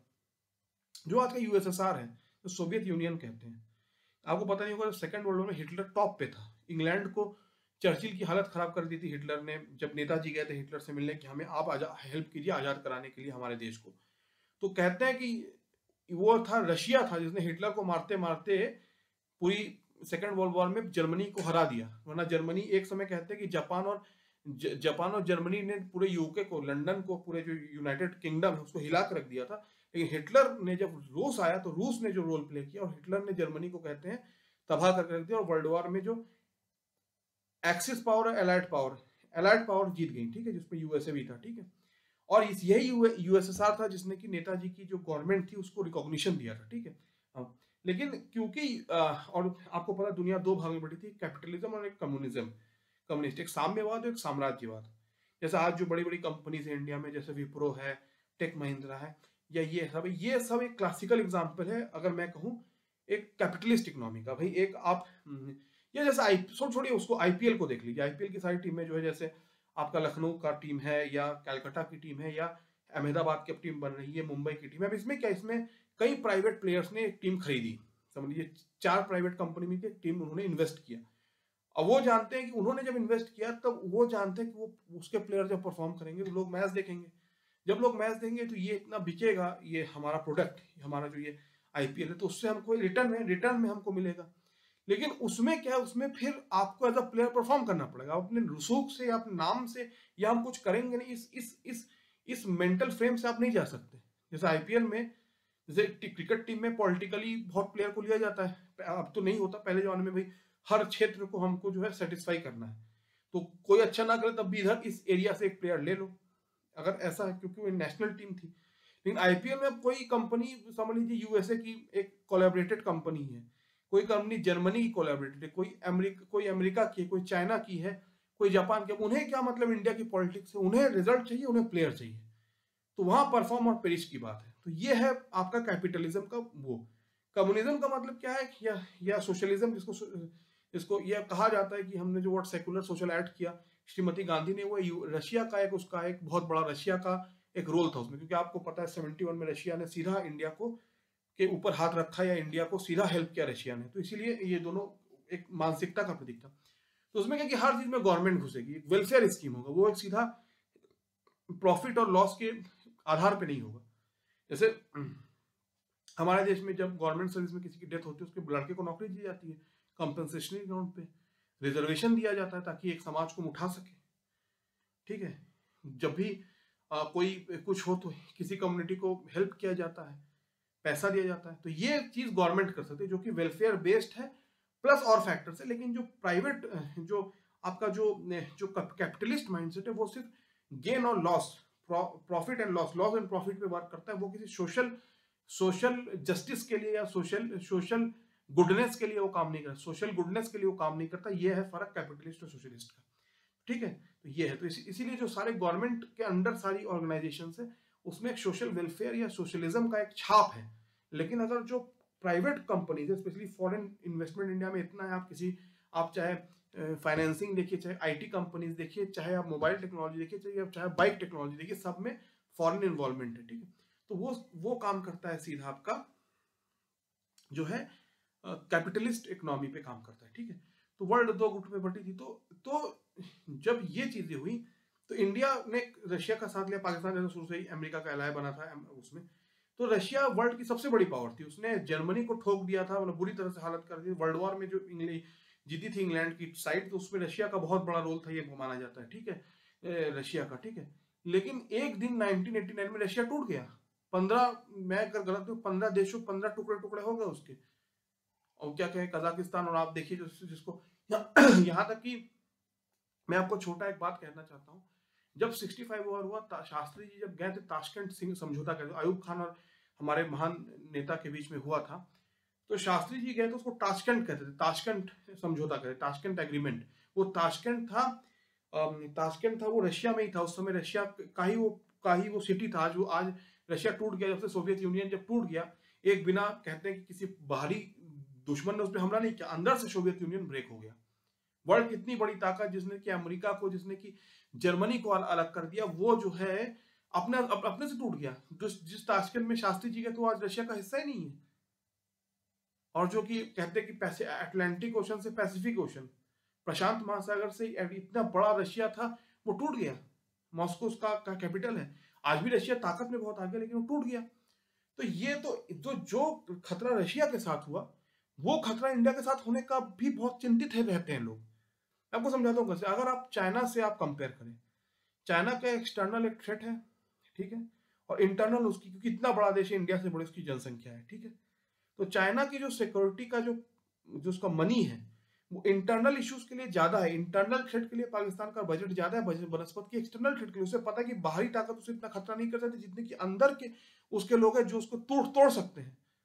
तो चाइना का इंटरनल थ्रेट बहुत ज्यादा है बनस्पत की एज कंपेयर टू बाहरी थ्रेट। जैसे कि रशिया के साथ हुआ यूएसएसआर, सोवियत यूनियन कहते थे जिसको सोवियत यूनियन कहते थे, उसने वो जैसे टूट गया जब उसके टुकड़े हो गए। आपने देखा होगा पूरे सोवियत यूनियन का जो मैप आप देखते हैं, वो इतना बड़ा देश था, वो टूट गया। यहाँ तक कि मुझे याद है जब शास्त्री जी थे, निक्सन और किसिंजर, ये दोनों थे बहुत बड़े। निक्सन थे यूएसए के और किसिंजर थे सोवियत यूनियन के। इन्होंने ही शास्त्री जी से कहा था कि पाकिस्तान से बीच का रास्ता निकाल लीजिए। तो हम आपको जो जान के हैरानी होगी, हमने 2 पीओके के उस पार 2 जगह पे कब्जा कर लिया था, हाजीपुर और तिथवाल। लेकिन शास्त्री जी से कहा था कि हम वादा करते हैं आपको कि पाकिस्तान को हम रोकेंगे अगर उसने कभी भी कश्मीर पे जो है कश्मीर को कुछ करना चाहा, लेकिन आप तिथवाल और हाजीपुर ले लीजिए, लाइन ऑफ कंट्रोल को वैसे ही मेंटेन करना। शास्त्री जी को मजबूरी में देना पड़ा, लेकिन अयूब खान लिख के दिया कि we will never resort to arms, we will not use arms in dealing with India on Kashmir. ये अयूब खान ने लिख के दिया, तब जाके ये चीज हुई। चलिए, लेकिन अब जो मैं कह रहा हूं आपसे, सोवियत यूनियन का जो मैंने आपको एग्जांपल दिया कि अंदर से इतनी महान शक्ति जिसने जर्मनी को, हिटलर को नाके चने चबवा दिए। अमेरिका के लिए जो खतरा था इतने साल तक, अमेरिका का सबसे बड़ा ताकत वो था उसमें, हिटलर को जिसने झुका दिया, अमेरिका को जिसने चैलेंज किया इतनी बुरी तरह से, वो सोवियत यूनियन अपने में टूट गया। 12 उसके छोटे छोटे 12 साइड, उसके छोटे छोटे 12 या उससे भी ज्यादा शायद, मेरा अगर अंदाजा 15 छोटे छोटे सब एरिया उससे अलग हो गए। तो अब मैं जो कहना चाहता हूँ, ये चीज इंडिया में होने का भी बहुत खतरा है। क्यों? जैसे सबसे बड़ा एग्जांपल इसका क्या था, देखिए कश्मीर का तो समझ में आता है, वो उसका एक डिस्प्यूटेड नेचर अगर डिस्प्यूटेड नेचर ना बोलूं, उस डिस्प्यूट जो है, क्योंकि नेहरू जी जब गए तो ये, लेकिन पंजाब तो कभी डिस्प्यूटेड नहीं था, वो तो पार्टीशन के बाद ही बना था। इतनी बड़ी खून की होली हुई थी, या खून की पूरी जो है, कह लीजिए 30 लाख लोग मरे, 1.5 करोड़ लोग बेघर हो गए। लेकिन इंदिरा जी के समय, जब इंदिरा जी हमारी प्रधानमंत्री थी 80 के, पंजाब में क्या हुआ? वहां पर हॉकी के सुपरस्टार्स, पुलिस के बड़े बड़े जो कमिश्नर थे और बड़े थे, वो गोल्डन टेम्पल में गोली मार दी गई। पंजाब में इस तरह का हुआ, जब ऑपरेशन ब्लू स्टार हुआ, पूरी फौज गई और उस स्वर्ण जो गोल्डन टेम्पल है, इसको हरमंदर साहब कहते हैं, उस पर पूरी तरह से हथियार से उसको बांध दिया गया। और जब इंदिरा गांधी को सुंदर जी ने फोन किया रात को कि हम क्या कुछ हथियार यूज कर सकते हैं, इंदिरा गांधी टैंक का परमिशन दिया, टैंक चला जब, तो उसी का जो दुख पहुंचा सिख कम्युनिटी को, उसके लिए बॉडीगार्ड ने इंदिरा गांधी पे गोली चला दी। और उसके बाद दिल्ली में क्या हुआ हम सबको पता है। ये एक, और फिर 90s तक, यहाँ तक कि 95 में जो बेअंत सिंह साहब थे, जो पंजाब के इलेक्टेड चीफ मिनिस्टर थे, उनको बम से उड़ा दिया गया चंडीगढ़ में। और जब ये हुआ, बेअंत सिंह साहब को जब उड़ा दिया गया चंडीगढ़ में बम से, तो फिर केपीएस गिल साहब, कंवरपाल सिंह गिल आईपीएस ऑफिसर, तो उन्होंने पंजाब को सुधारने की बहुत कोशिश की, पंजाब के आतंकवाद को करीब करीब खत्म कर दिया। अभी बाहरी ताकतें हैं जो कनाडा से आती है, लेकिन पंजाब में चिंता तो है, लेकिन उस तरह का आतंकवाद नहीं है जो कि उस युग में था जब ऑपरेशन ब्लू स्टार हुआ। तो 85 में केपीएस गिल साहब के समय, और 87 में भी ऑपरेशन हुआ था स्वर्ण मंदिर के उस एरिया में, ठीक है। तो ये थी, हाँ। लेकिन मैं आपको इससे भी एक बड़ा खतरा बताने जा रहा हूँ जो अब है। अब वो खतरा क्या है कि जैसे कि अंग्रेजों ने जिन्ना साहब को प्रॉप किया, सर सैयद अहमद को प्रॉप किया, वैसे ही 1931 में अंग्रेजों ने डॉक्टर भीमराव अंबेडकर को लंदन में ग्राउंड टेबल कॉन्फ्रेंस में बुलाया फॉर सेपरेट डिप्रेस्ड क्लासेस। तो गांधी जी को बहुत खतरा हुआ कि हिंदू सोसाइटी टूट जाएगी। पहले ही हिंदू मुस्लिम अलग हो चुके थे, हिंदू सोसाइटी टूट जाएगी, ये चिंता गांधी जी को बहुत ज्यादा खतरा दे रही थी, या बहुत ज्यादा गांधी जी उसके लिए परेशान थे। तो तब जो है गांधी जी ने पुणे में जो है अनशन किया। 32 में आके अंबेडकर और गांधी जी ने एक साइन किया, एक एग्रीमेंट, कि भारत हिंदू समाज को तोड़ा ना जाए, और जो भी हिंदू समाज गेन करेगा उसका एक हिस्सा एज अ रिजर्वेशन हम दलित समाज को देंगे, एज अ रिजर्व रखेंगे, चाहे वो सीट्स हो चाहे वो कुछ भी हो। ये 32 में इसको पूना पैक्ट कहते हैं, जो कि गांधी जी में और भीमराव अंबेडकर साहब में हुआ। ये तो चलिए पूना पैक्ट हो गया जो मैं बता रहा हूँ। फिर आपको एग्जाम्पल दें, ये तो राज्यसभा टीवी में भी है, जब 47 में कॉन्स्टिट्यूशन बना, जिसके कि सबसे बड़े हेड थे भीमराव अंबेडकर, या आर्किटेक्ट थे, तो जो है उन्होंने कहा कि दलित समाज की जो status, economic and social status बहुत बहुत पिछड़ी हुई है। तो उन्होंने तब रिजर्वेशन की जो है उसका उसका उसका रखा उसमें। आज भी आप पढ़ लीजिए, जो इतना मैंने पढ़ा है, मेरी जितनी स्टडी है, कि economically and socially and historically जो बैकवर्ड ग्रुप्स हैं उसके लिए रिजर्वेशन का कॉन्सेप्ट रखा गया, ठीक है। तो इसके लिए इस समय सरदार पटेल जो कि होम मिनिस्टर थे, वो अंबेडकर जी के पास, उन्होंने कहा कि ये तो एक पेंडोरा बॉक्स है, कल कोई भी, कल क्रिश्चियन भी कह सकते हैं, मुस्लिम भी कह सकते हैं, पारसी भी कह सकते हैं कि हम कमजोर है, हमें दीजिए, तब क्या। तो तब भीमराव अम्बेडकर जी ने कहा कि हमको फिर आप ग्रुप से, इस जो कॉन्स्टिट्यूंट असेंबली से ही हटा दीजिए। तो पटेल ने तब जाकर कहा ठीक है, तुम्हें जो इच्छा तुम करो, अब तुम इतने पढ़े लिखे हो, तुम्हारी बात सही है। थर्ड, आपको शायद नहीं पता, जैसे हर आदमी, हर नेता का एक कॉन्स्टिट्यूंसी, जैसे मोदी जी वडोदरा से चुन के आते थे, अटल जी लखनऊ से चुन के आते थे, इंदिरा गांधी फूलपुर और रायबरेली से चुन के आती थी। हर नेता का अपना एक कॉन्स्टिट्यूंसी होती है इलेक्शन के लिए। तो उसी प्रकार से जो है, जो भीमराव अंबेडकर ने 46 का इलेक्शन लड़ा था आजादी के लिए, वो आज के बॉम्बे से नहीं लड़ा था, वो आज के ईस्ट पाकिस्तान, बांग्लादेश से लड़ा था, आज का जो उस समय ईस्ट पाकिस्तान है, और वो जीत के आए थे। लेकिन जैसे ईस्ट पाकिस्तान इंडिया की बॉडी से अलग हो गया, तब नेहरू जी की कांग्रेस ने उन्हें कहा कि अब तो आप इस हाउस में आ ही नहीं सकते भाई, किसी को भी दिल्ली के पार्लियामेंट में पहुंचने के लिए इलेक्ट होकर आना पड़ेगा। लेकिन जहां से भीमराव अंबेडकर इलेक्ट हुए थे, वो तो आज पाकिस्तान का हिस्सा ही नहीं, इंडिया का हिस्सा ही नहीं है। तो तब ब्रिटिशर्स, क्योंकि आपको पता है माउंटबेटन भारतीय गवर्नर जनरल थे और ब्रिटिश आर्मी चीफ भी थे इंडिया के, तो ब्रिटिशर्स ने ये पुश किया कि नहीं, ये दलितों के बहुत बड़े लीडर, तो इनको किसी तरीके से लेना ही है। तब नेहरू जी की जो लॉ मिनिस्टर भीमराव अंबेडकर बने। तो इसका मतलब क्या है कि आरक्षण के मुद्दे पर, जिसको हम रिजर्वेशन कहते हैं, उसके मुद्दे पर जो है तीनों सबसे बड़े लीडर, जो नेताजी तो 45 के बाद थे नहीं एग्जिस्टेंस में, लेकिन गांधी जी, नेहरू जी और पटेल, इनके मत अंबेडकर से अलग हैं। और छोटा एग्जांपल और देता हूं कि जब अंबेडकर से बीबीसी ने पूछा, do you say that Mahatma Gandhi is great Mahatma, तो उसको, no I don't think him as a Mahatma, he is, it is outer outer picture और outer image, he is not any Mahatma for me. तो ये बहुत ही हार्ड स्टेटमेंट है एक ऐसे बड़े नेता से। तो ये मैं आपको बताना चाहता हूँ। तो ब्रिटिशर्स ने इसको क्रिएट किया। अम्बेडकर जी को जैसे हमने आपको बुलाया, लंदन में उन्हें बुलाया, उसके पहले उन्होंने 1872 में सर जॉन रिस्ले ने जो कास्टिज्म क्रिएट की भारत में, कास्ट या जो है कास्ट सबको नाम लिखना शुरू करना पड़ा, ठीक है। फिर ब्रिटिशर्स ने जो 31 का जो सेंसस हुआ था उसमें राजपूतों की अलग पॉपुलेशन थी, ब्राह्मणों की अलग पॉपुलेशन थी, आज जो हिंदू समाज में कहा आता है, ठीक है। मैं आपको समझाना चाहता हूँ इस कॉन्सेप्ट को, ठीक है। तो इसी तरीके से इंडिया इसी तरीके से हुआ, ठीक है। तो ब्रिटिशर्स ने जब अंबेडकर जी को सपोर्ट किया, डिप्रेस राउंड टेबल कॉन्फ्रेंस में उन्हें डिप्रेस्ड क्लास का सबसे बड़ा नेता कार के बुलाया, तो इससे श्योर है कि ब्रिटिशर्स जो है भारत के हिंदू समाज को भी दलित और नॉन दलित में तोड़ना चाहते थे। इसमें कोई दो राय नहीं है, ठीक है। और ये बात भी सही है कि नेहरू जी अगर प्राइम मिनिस्टर बने तो पटेल जी को सुपरसीड करके, तो उसमें ब्रिटिशर्स का ही हाथ था। उन्होंने गांधी जी को कहा कि गांधी जी को फोर्स किया इस बात के लिए, क्योंकि आपको पता है पटेल जी को 14 में से 11 से ऊपर वोट मिले थे, बहुत बड़ी ये जीत थी पटेल जी के लिए, लेकिन उन्हें होम मिनिस्टर बनाया गया, ये था। तो इसमें जो है ब्रिटिशर्स का पूरा हाथ था इस भारत को ये करने में, ठीक है। यहाँ तक कि पहला गवर्नर जनरल माउंटबेटन को बनाना, ये तो भाई जिसने बनाया वही जाने, मैं कोई अपशब्द नहीं कहूंगा इसके बारे में, या कोई गलत शब्द नहीं बोलना या अपशब्द ना बोलना मेरी नैतिकता है, मैं नहीं बोलूंगा, ठीक है। या ये मेरी नैतिकता है कि मैं कोई अपशब्द ना बोलूँ इसको, ठीक है। तो ये एक चीज है, ठीक है। अब जो मैं कह रहा हूं कि अंबेडकर जी ने उस 47 में 22% रिजर्वेशन दिया, और यहां तक कि सबसे बड़ा एग्जांपल है, जो सबसे बड़ी भारत में इंप्लॉयमेंट है, रेलवे सबसे बड़ा है या आर्मी में 13 लाख सोल्जर सिर्फ हमारे हैं, ये आर्मी का पूरा हमारा है। सबसे बड़ा जो ग्रुप ऑफ गवर्नमेंट सर्वेंट्स कह लीजिए, या वो आर्मी है। अब उस आर्मी में आप बताइए रिजर्वेशन का आपको कोई कभी नामो निशान नहीं दिखेगा। लेकिन जो सिविल सर्विस है, जैसे सिविलियन जो जॉब है, बैंक के जॉब हुए, रेलवे के जॉब हुए, आईएएस इसमें रिजर्वेशन है। तो अंबेडकर जी ने 22% रिजर्वेशन दिया आजादी के समय 47 में जब कॉन्स्टिट्यूशन बना। तो लेकिन अब उसके बाद जो है एक मंडल कमीशन बनाया गया भारत के सब ग्रुप को। अब मैं आपको समझाता हूँ, इस बात को ध्यान सुनिएगा। 90s की ये बात है। 90s में जो अपर कास्ट, जिसको जनरल कास्ट कहते हैं, वो 24% थे, ठीक। मुस्लिम पॉपुलेशन 12% थी, 24% दलित थे, जिसको शेड्यूल्ड कास्ट की कैटेगरी में कहा जाता है, और ये तीनों मिला के होता है करीब 60%। तो करीब 40% ऐसे थे जो कि दलित में ना आते थे, और जो कि ब्राह्मण और ये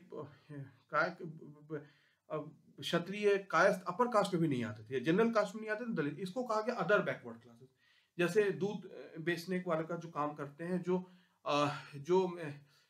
पान बेचने का काम करते हैं, जो लोहा पीटने का काम करते हैं, ये सारे आएंगे। ये दलित में भी नहीं आते, ना कि ये सवर्ण में आते हैं, जिसको कि हम जनरल कास्ट कहते हैं, ये है। तो और मुसलमान तो चलिए क्रिश्चियन 1% है या 1.5% है, ये। तो ये टोटल भारत का जो टोटल एक तरीका बना, ठीक है।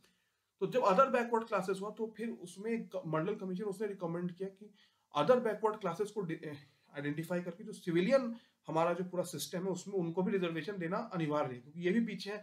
ये चाहे डिफाइंड वे में ये जो है दलित नहीं है, लेकिन जो अपर कास्ट है, ब्राह्मण्स की या जो कायस्थ है, या जो क्षत्रिय है, ये जो बनिया कम्युनिटी, इनका इतना ज्यादा पब्लिक गवर्नमेंट सर्विस में इतना ज्यादा इनका स्थान है कि इनके जो मोनोपोली को हमको डिक्रीज करना पड़ेगा। तो इसीलिए लेकिन ये बात मैं कहता हूं कि श्रीमती इंदिरा गांधी और राजीव गांधी के टाइम पे उन्होंने इस मंडल कमीशन को, वो उनको ही पता था, लेकिन उन्होंने इस मंडल कमीशन को सीधे तौर पे इम्प्लीमेंट नहीं किया। देखिए, जब आप नेता बनते हैं तो आपको मीठी बातें करनी पड़ती हैं। हम सबको प्यार करते हैं, हम सबका अच्छा चाहते हैं, हम सबका साथ सबका विश्वास, सबका साथ सबका विकास सबका विश्वास, ये चीजें बोलने पड़ते हैं आपको नेता बनने के लिए। ये चीजें नेता बनने के लिए मैंडेटरी है, लेकिन रियलिटी में क्या है, वो ऑन हिस्ट्री है, ऑन पेपर है। तो इंदिरा गांधी जी ने 84 तक और राजीव गांधी जी ने 89 तक मंडल कमीशन को कभी इंप्लीमेंट नहीं किया अपने से। जब राजीव गांधी बोफोर्स के चक्कर में हार गए इलेक्शन के चक्कर में, तो विश्वनाथ प्रताप सिंह भारत के प्रधानमंत्री बने, आपको पता होगा। तो पहली बार उन्होंने मंडल कमीशन का रिपोर्ट पार्लियामेंट में ओपन कराया, और 90 और 91 का वो दौर था जब ये हुआ कि 22% जो अर्लियर रिजर्वेशन है, जो कि भीमराव अंबेडकर के समय था, उसमें और 27% जुड़ेगा, जो कि ओबीसी के लिए होगा, नॉन क्रीमी लेयर के लिए। क्रीमी लेयर और नॉन क्रीमी लेयर को मैं अभी बताऊंगा 2 मिनट में। तो टोटल 49% रहेगा। तो सुप्रीम कोर्ट बीच में है कि नहीं, 50% से ऊपर रिजर्वेशन किसी केस में नहीं हो सकता। तो क्रीमी का मतलब होता है जो कि जिसके कि माता पिता पहले ही बड़ी पोस्ट पे थे, और नॉन क्रीमी का मतलब होता है जो कि पहले से गरीब था।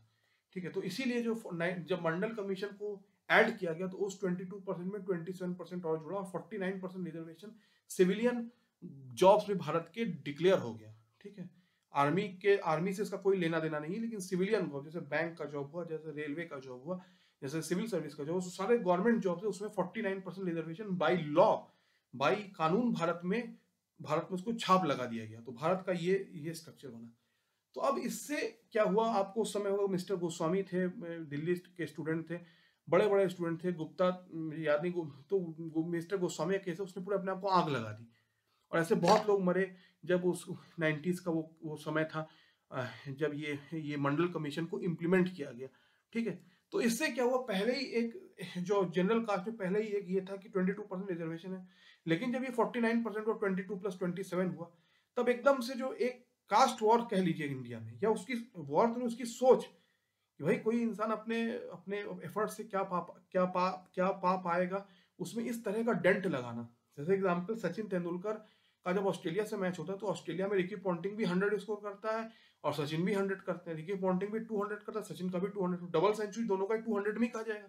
ये तो नहीं हो सकता ना किसी ने 150 बनाया तो उसको डबल सेंचुरी कहिए कि उसको साथ कोई जो उसको कोई अलग स्टेटस दिया जाए, या जैसे नीरज चोपड़ा ने जीता, या जैसे और चीज सारी क्रिकेट टीम्स है, या जो सारी हॉकी टीम है, या कोई भी इंडिया की टीम है, या कोई भी है, तो उसमें तो नहीं होता। लेकिन गवर्नमेंट सर्विस में स्पेशली, या जो सिविलियन, जिसको हम ये वर्ड जान लीजिए, सिविलियन जॉब से इसमें इसको डाला गया 22 + 27, 49% हुआ रिजर्वेशन।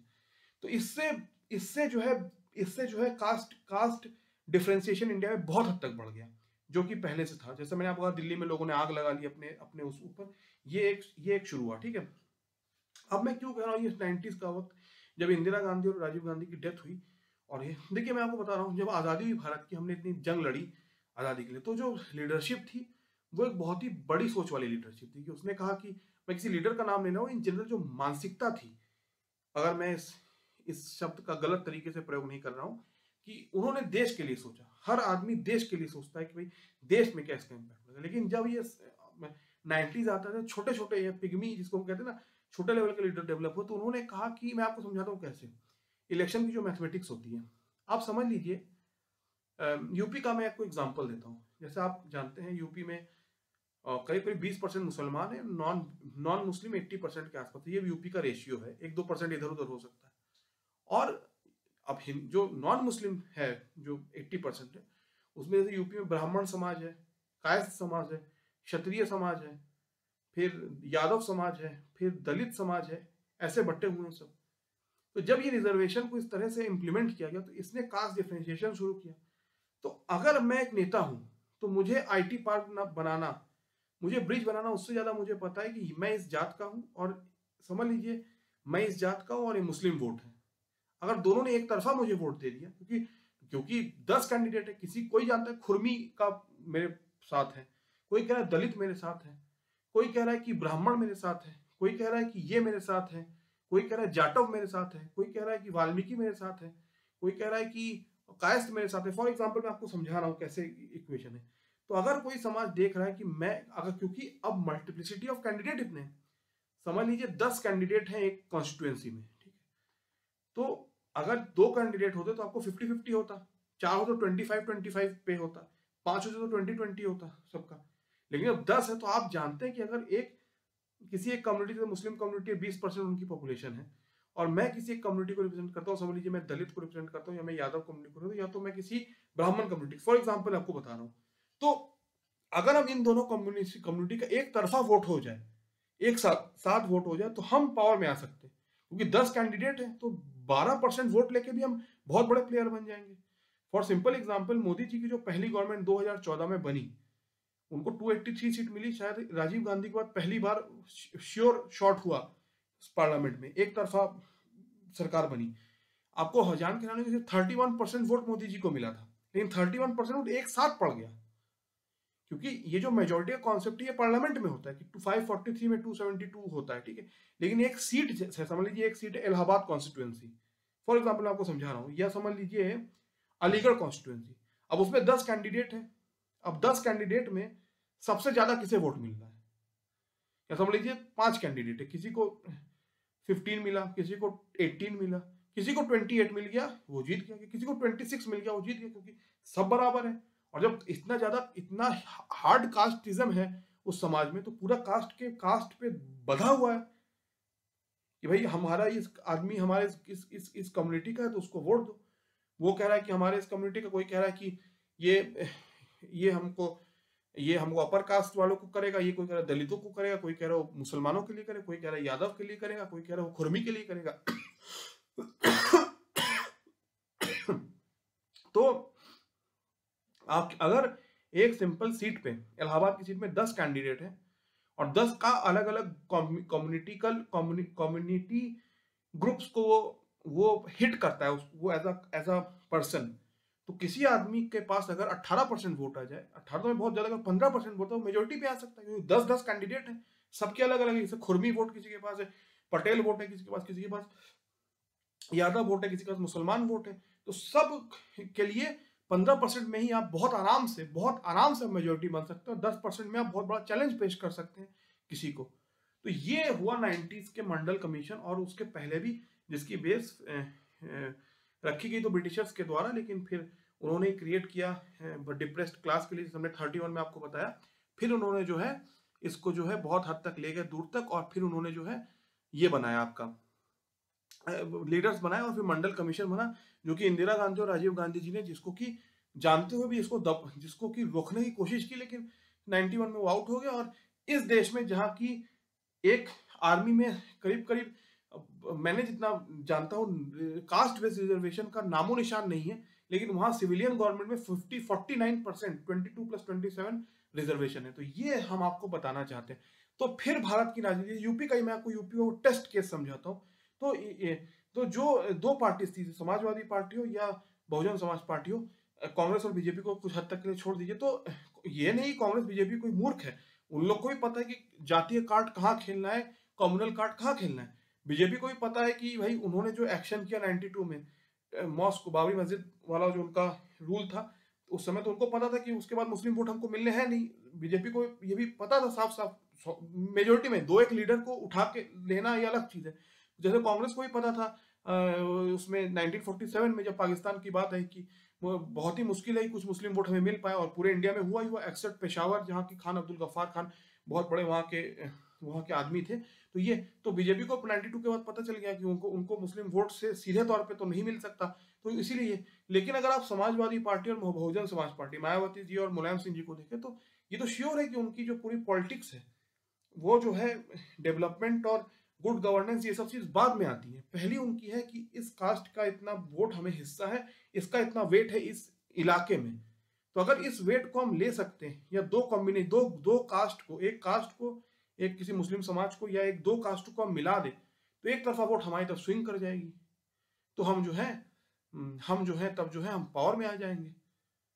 तो इस तरीके से मैं यूपी का इसलिए एग्जाम्पल देता हूँ, यूपी में और कई स्टेट्स में भारत में मुस्लिम जनसंख्या इतनी ज्यादा नहीं जितनी यूपी में है, तो वो बहुत बड़ा प्राइम रोल प्ले करता है यूपी में पॉलिटिक्स में। क्योंकि अगर किसी पार्टी को as a group Muslim vote कर दे, तो अगर, और हिंदू वोट अगर डिवाइड हो, समझ लीजिए हिंदू वोट 80% जो हिंदू समाज है वो अगर 4-5 भाग में डिवाइड हो जाए, और मुस्लिम समाज किसी एक पार्टी को एक तरफा वोट कर दे, तो उसके पास 30% वोट हो जाते हैं, तो इजिली वो पावर में आ सकता है, बहुत बड़े पावर में आ सकता है, सिर्फ पावर में ही नहीं आ सकता।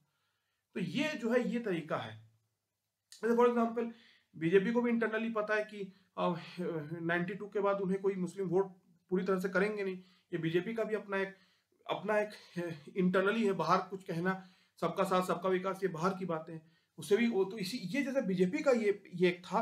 जैसे ही कांग्रेस को जिस तरह का जिन्ना साहब ने पॉलिटिक्स की 1946 के पहले, कांग्रेस को भी पता था कि जितनी कांग्रेस की उम्मीद थी कि चाहे वो मौलाना आजाद हो, चाहे नेहरू हो, चाहे गांधी हो, इनके एरिया से मुस्लिम वोट कांग्रेस को नहीं मिल सकते एज अ विक्ट्री या एज अ जीत का जो नंबर है वो कभी नहीं मिल सकता। ये कांग्रेस ने भी समझ गए थे करीब करीब, जो माहौल था उस समय 1940 में, जिस तरह की आंख थी भारत का पटवारा आप जानते होंगे कि दिलीप कुमार मधुबाला जी, इनको अपने नाम चेंज करके रखने पड़ते थे। मैं आपको एक छोटा बहुत ही पॉइंटेड बात कहना चाहता हूँ, ठीक है। तो इसी तरह से जो अगर यूपी को टेस्ट केस मान लें हम, तो ये है कि भाई हिंदू समाज 80% वोट है, लेकिन वो 5-6 जातियों में बटा हुआ है, बहुत छोटे छोटे जातियों में बटा हुआ है।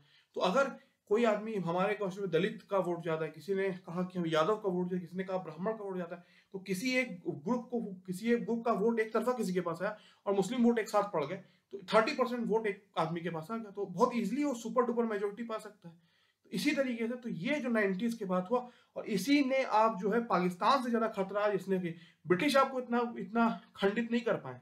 उन्होंने पूरी कोशिश की, उन्होंने पहले 1872 में किया, फिर अम्बेडकर जी को बुला के आपने उसको उन्होंने ये किया, फिर उन्होंने मुस्लिम सेपरेट इलेक्टोरेट का आइडिया भी वो उन्हीं का था 1909 में, मिंटे मॉडलो शायद इसको कहते हैं अगर मैं गलत नहीं हूँ। फिर उन्होंने अम्बेडकर जी को बुलाया लंदन में as a separate leader for the depressed class. Gandhi ji ने फिर पूना पैक्ट किया अम्बेडकर जी के साथ। फिर आपने देखा रिजर्वेशन हुआ 1947 में जब अम्बेडकर जी ने किया, फिर उसको मंडल कमीशन बना जिसको इंदिरा जी ने और उनके बेटे मैंने उसको उसको अप्लाई नहीं होने दिया, लेकिन विश्वनाथ प्रताप सिंह जी के आने से में वो अप्लाई हुआ। दिल्ली में बहुत राइट हुए और लोगों ने जान जला दी और 49% रिजर्वेशन हो गया।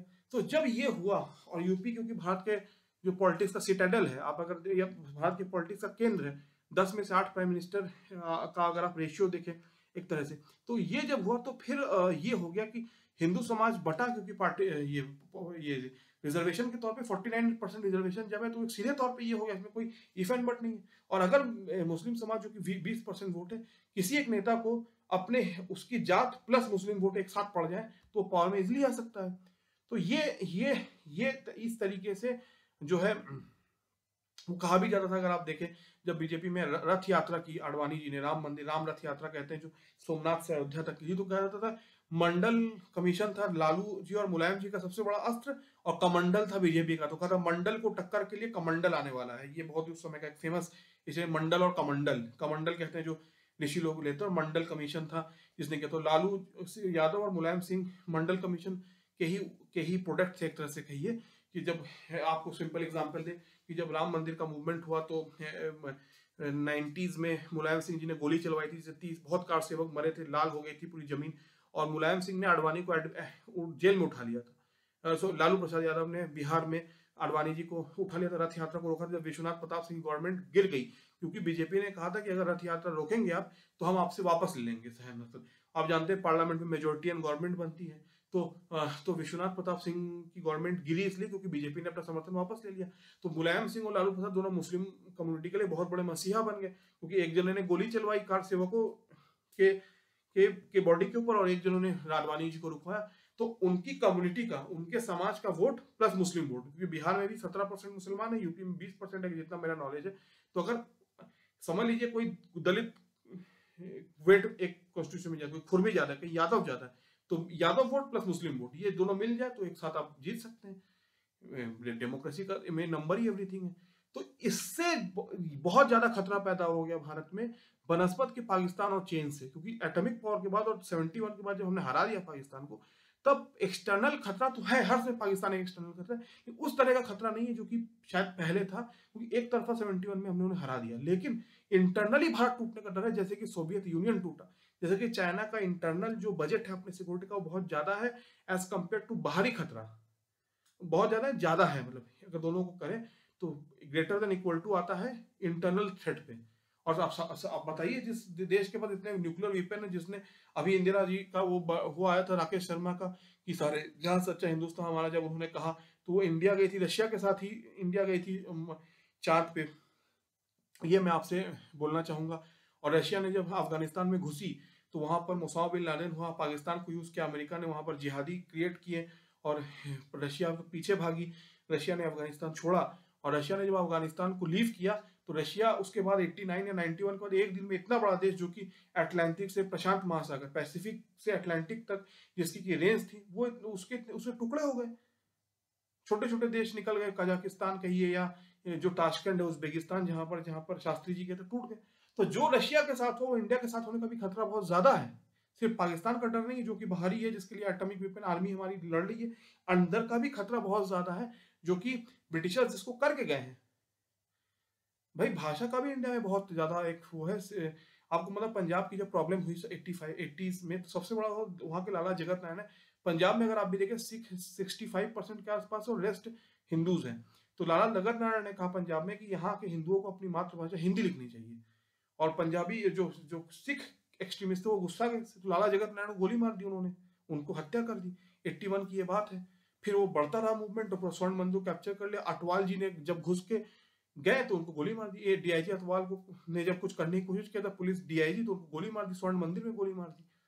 तो ये हुआ। फिर दूसरा आपको बताते हैं, जब राजीव गांधी जी भारत के प्रधानमंत्री थे, तो एक्चुअली क्या हुआ कि श्रीलंका में जो नॉर्थ श्रीलंका है वहां पर अंग्रेज सारे तमिल्स को ले गए थे चाय का व्यापार के रिलेशन में। तमिल्स पढ़ाई में अच्छे, तो श्रीलंका की सारी गवर्नमेंट सर्विस में उनका बहुत बड़ा रोल हुआ। जो जो जो अपर जाफना जहां पर है, तो जो लोअर श्रीलंका है, वहां पर के जो लोग, जो सिंघलीज हैं, जो कोई, तो उन्होंने फिर ऐसा एक्ट शुरू किया कि हमें हमें हक मिलना चाहिए बाई लॉ, बाई गवर्नमेंट में हमें। तो उन्होंने पहले सिंघलीज को नेशनल लैंग्वेज बनाया। फिर जितना मेरी नॉलेज है वहां के जो तमिल का वोट बंद करवा दिया। तो इससे तो वो, तो तब प्रभाकरण का जो है वो हुआ और वहां पर एक बहुत बुरी हालत थी। तो फिर वहां फिर जब श्रीलंका की हालत खराब हुई, तो वहां के जो प्राइम मिनिस्टर थे वो 85 में राजीव गांधी से मिलने आए। तो इंडिया श्रीलंका पीस अकॉर्ड हुआ। तो प्रभाकरण तब दिल्ली में ही मौजूद थे।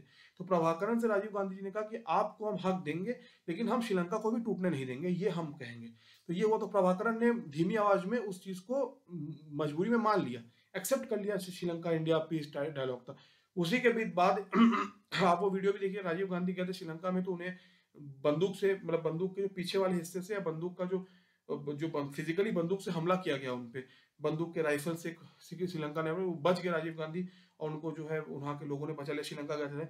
इसको इंडिया श्रीलंका पीस ट्रीटी कहते हैं, IPK, India Sri Lanka piece keeping force कहते हैं। तो क्योंकि वहां की गवर्नमेंट ने देखा कि जो ये तमिल विद्रोही है उनको रोकना नामुमकिन है, तो फिर इंडिया से फोर्स गई, और फोर्स ने जो है संभाला श्रीलंका को। ठीक है, इंडिया से फोर्स गई तब आज के श्रीलंका में। तो राजीव गांधी लेकिन हार गए, विश्वनाथ प्रताप सिंह ने सारे फोर्स को वापस बुलाया, क्योंकि ये तमिल कॉज था। तो फिर राजीव गांधी जब जीतने की उनकी चांसेस बन रहे थे, तो ये फिर IPK पीस कीपिंग फोर्स फिर श्रीलंका भेजे, क्योंकि इंडिया कमिटमेंट था, हम श्रीलंका को ब्रेक नहीं होने देंगे। ठीक है, तो जब ये इतनी मजबूरी की हालत हुई, तो फिर Rajiv Gandhi peace keeping force ना भेजी, तो इसीलिए वो जो श्री पेमबदूर में वो गए, उनका जो है ये जब हुआ, तो उनको फूल चढ़ाने आ गया, या उनका धन्नू शायद नाम था, उनको आया और उन्होंने अपना बटन दबा दिया और उड़ गई पूरी शरीर। राजीव गांधी के चप्पल से पता चला राजीव गांधी पूरे शरीर के चिथड़े हो गए राजीव गांधी के, जब राजीव जी की हत्या हुई या उनका एसासिनेशन हुआ। इंदिरा जी के बॉडीगार्ड का जो ऑपरेशन ब्लू स्टार के उसके जवाब में हुआ, जब हरमंदर साहब की बहुत बुरी हालत की गई। ठीक है, तो मेरा कहना यह कि एक पाकिस्तान है जो कि two nation theory, Hindu Muslim two nation theory पे बना था, और जिसका जो कि इस्लामिक स्टेट ऑफ पाकिस्तान है, वो इंडिया के लिए बाहरी खतरा है, जो कि दिखता है आपको टैंक, गोले, एटॉमिक पावर और सारी चीजों से। चाइना ने उसे सपोर्ट किया हर समय, क्योंकि इंडिया को रोक सके। ठीक है, ये तो चाइना पाकिस्तान है। लेकिन ये खतरे के बाद अगर आप इंदिरा जी का असैसिनेशन देखें, राजीव जी का असैसिनेशन देखें, मंडल कमीशन देखें, और जो ये जो स्टेट का जो टसल है, इसको आप देखते रहें।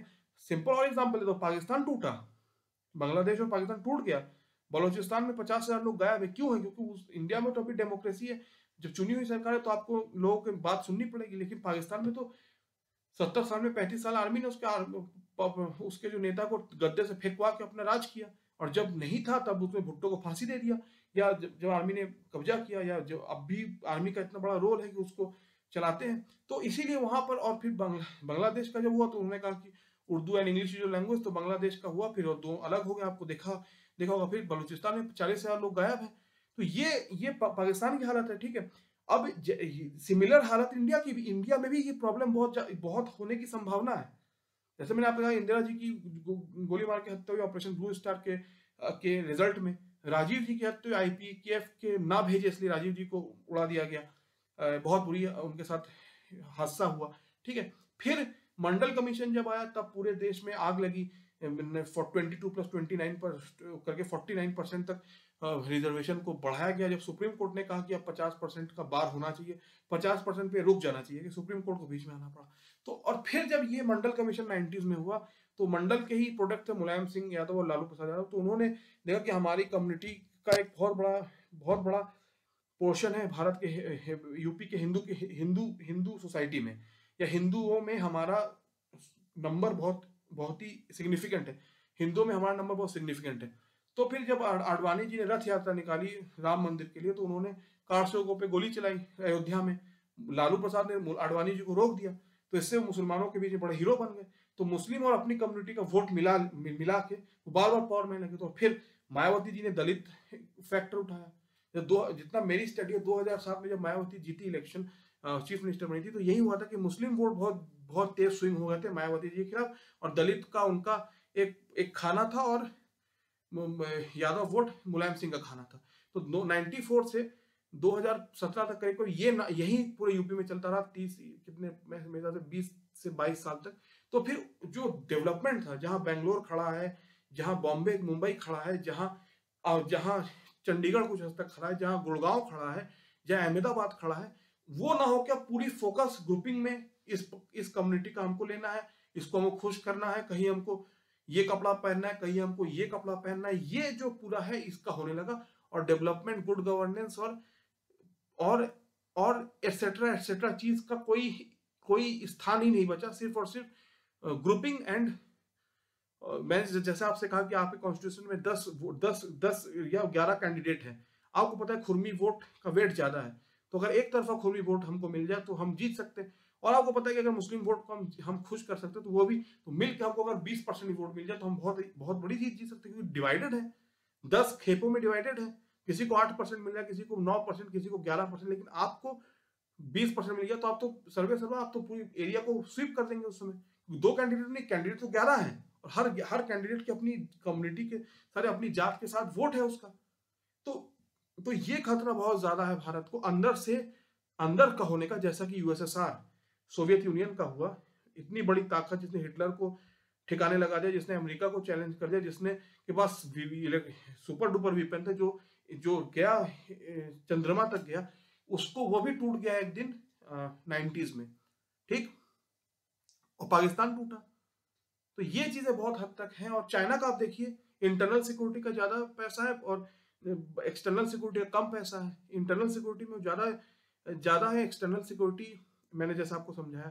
तो इंडिया का भी ये खतरा है, बहुत ज्यादा खतरा है अंदर से, क्योंकि आप कितनी जातियां हैं, जनजातियां हैं, रिजर्वेशन है, हिंदू मुस्लिम है, जो कि पार्टीशन जिसका आधार बना। फिर एक समय सिख टेररिज्म का बहुत बड़ा था जब पंजाब में, जिसमें इंदिरा गांधी और वहाँ के डीआईजी अटवाल और क्या नाम है उसका, जगत नारायण जी और पृथ्वीपाल सिंह, जो कि ओलंपिक हॉकी गोल्ड मेडलिस्ट थे, उनको अपने यूनिवर्सिटी के बाहर गोली मार दी गई। जितना मेरी नॉलेज है, उसमें खालिस्तान का मूवमेंट या हार्डलाइनर्स बहुत ज्यादा थे पंजाब में, जो कि 95 में बेअंत सिंह की हत्या हुई। और ये केपीएस गिल थे जिन्होंने पंजाब प्रॉब्लम को खत्म किया। वरना पाकिस्तान का 2 इशू था कि कश्मीर और पंजाब दोनों का K2 प्लान था, खालिस्तान और पंजाब। पाकिस्तान का बहुत बड़ा वो था, और उन्होंने इसको पूरी तरह से बढ़ावा दिया। और कश्मीर में तो उन्होंने 30 इतने लाख कश्मीरी पंडितों को मार के भगाया, वो आपने देखा होगा टीवी पे या न्यूज में देखा होगा, ठीक है। तो मेरा कहने का मतलब है, जैसे कि इंडिया का प्रॉब्लम सिमिलर टू चाइना है कि इंटरनल सिक्योरिटी पे ज्यादा खर्चा, एक्सटर्नल सिक्योरिटी पे उतना खर्चा का कम अमाउंट, तो ये प्रॉब्लम बहुत है। तो जो मैं कह रहा हूं, मैं लास्ट में रिपीट कर देता हूं अपनी पूरी बात, कि एज अ नेशन जिस दिन से इंडिया पैदा हुआ, पाकिस्तान क्रिएट हुआ, पाकिस्तान ने उसी समय इंडिया पे अटैक किया, और इंडिया को बुरी तरह से कश्मीर के महाराजा को पे हमला हुआ, और उनको हराने की पूरी ताकत लगा दी गई। इंडिया पे भी बहुत प्रेशर पड़ा इंडिया की आर्मी पे, लेकिन इंडिया की आर्मी गई और जब पहुंचती चली गई तो एक स्टेलमेट, एक ड्रॉ की तरफ बढ़ा, लेकिन जिसको नेहरू जी ने यूएन में कर दिया, ठीक है। तो इसलिए पाकिस्तान और फिर दोनों कंट्री की पावर बढ़ती रही दिन ब दिन। 65 की लड़ाई हुई, 71 की कारगिल हुई। तो पाकिस्तान एक सीधा हमारा एनिमी है, जिसके पास एटॉमिक वेपन है, सबमरीन है, रॉकेट है और बंदूकें हैं, सब कुछ है। ये पाकिस्तान सीधा हमारा एनिमी है। चीन जिसने हमको 62 में धोखा दिया, लेकिन चीन ने पाकिस्तान को यूज किया as a instrument against India. ये दोनों देश का दोनों डेफिनेशन हो गया, ठीक है।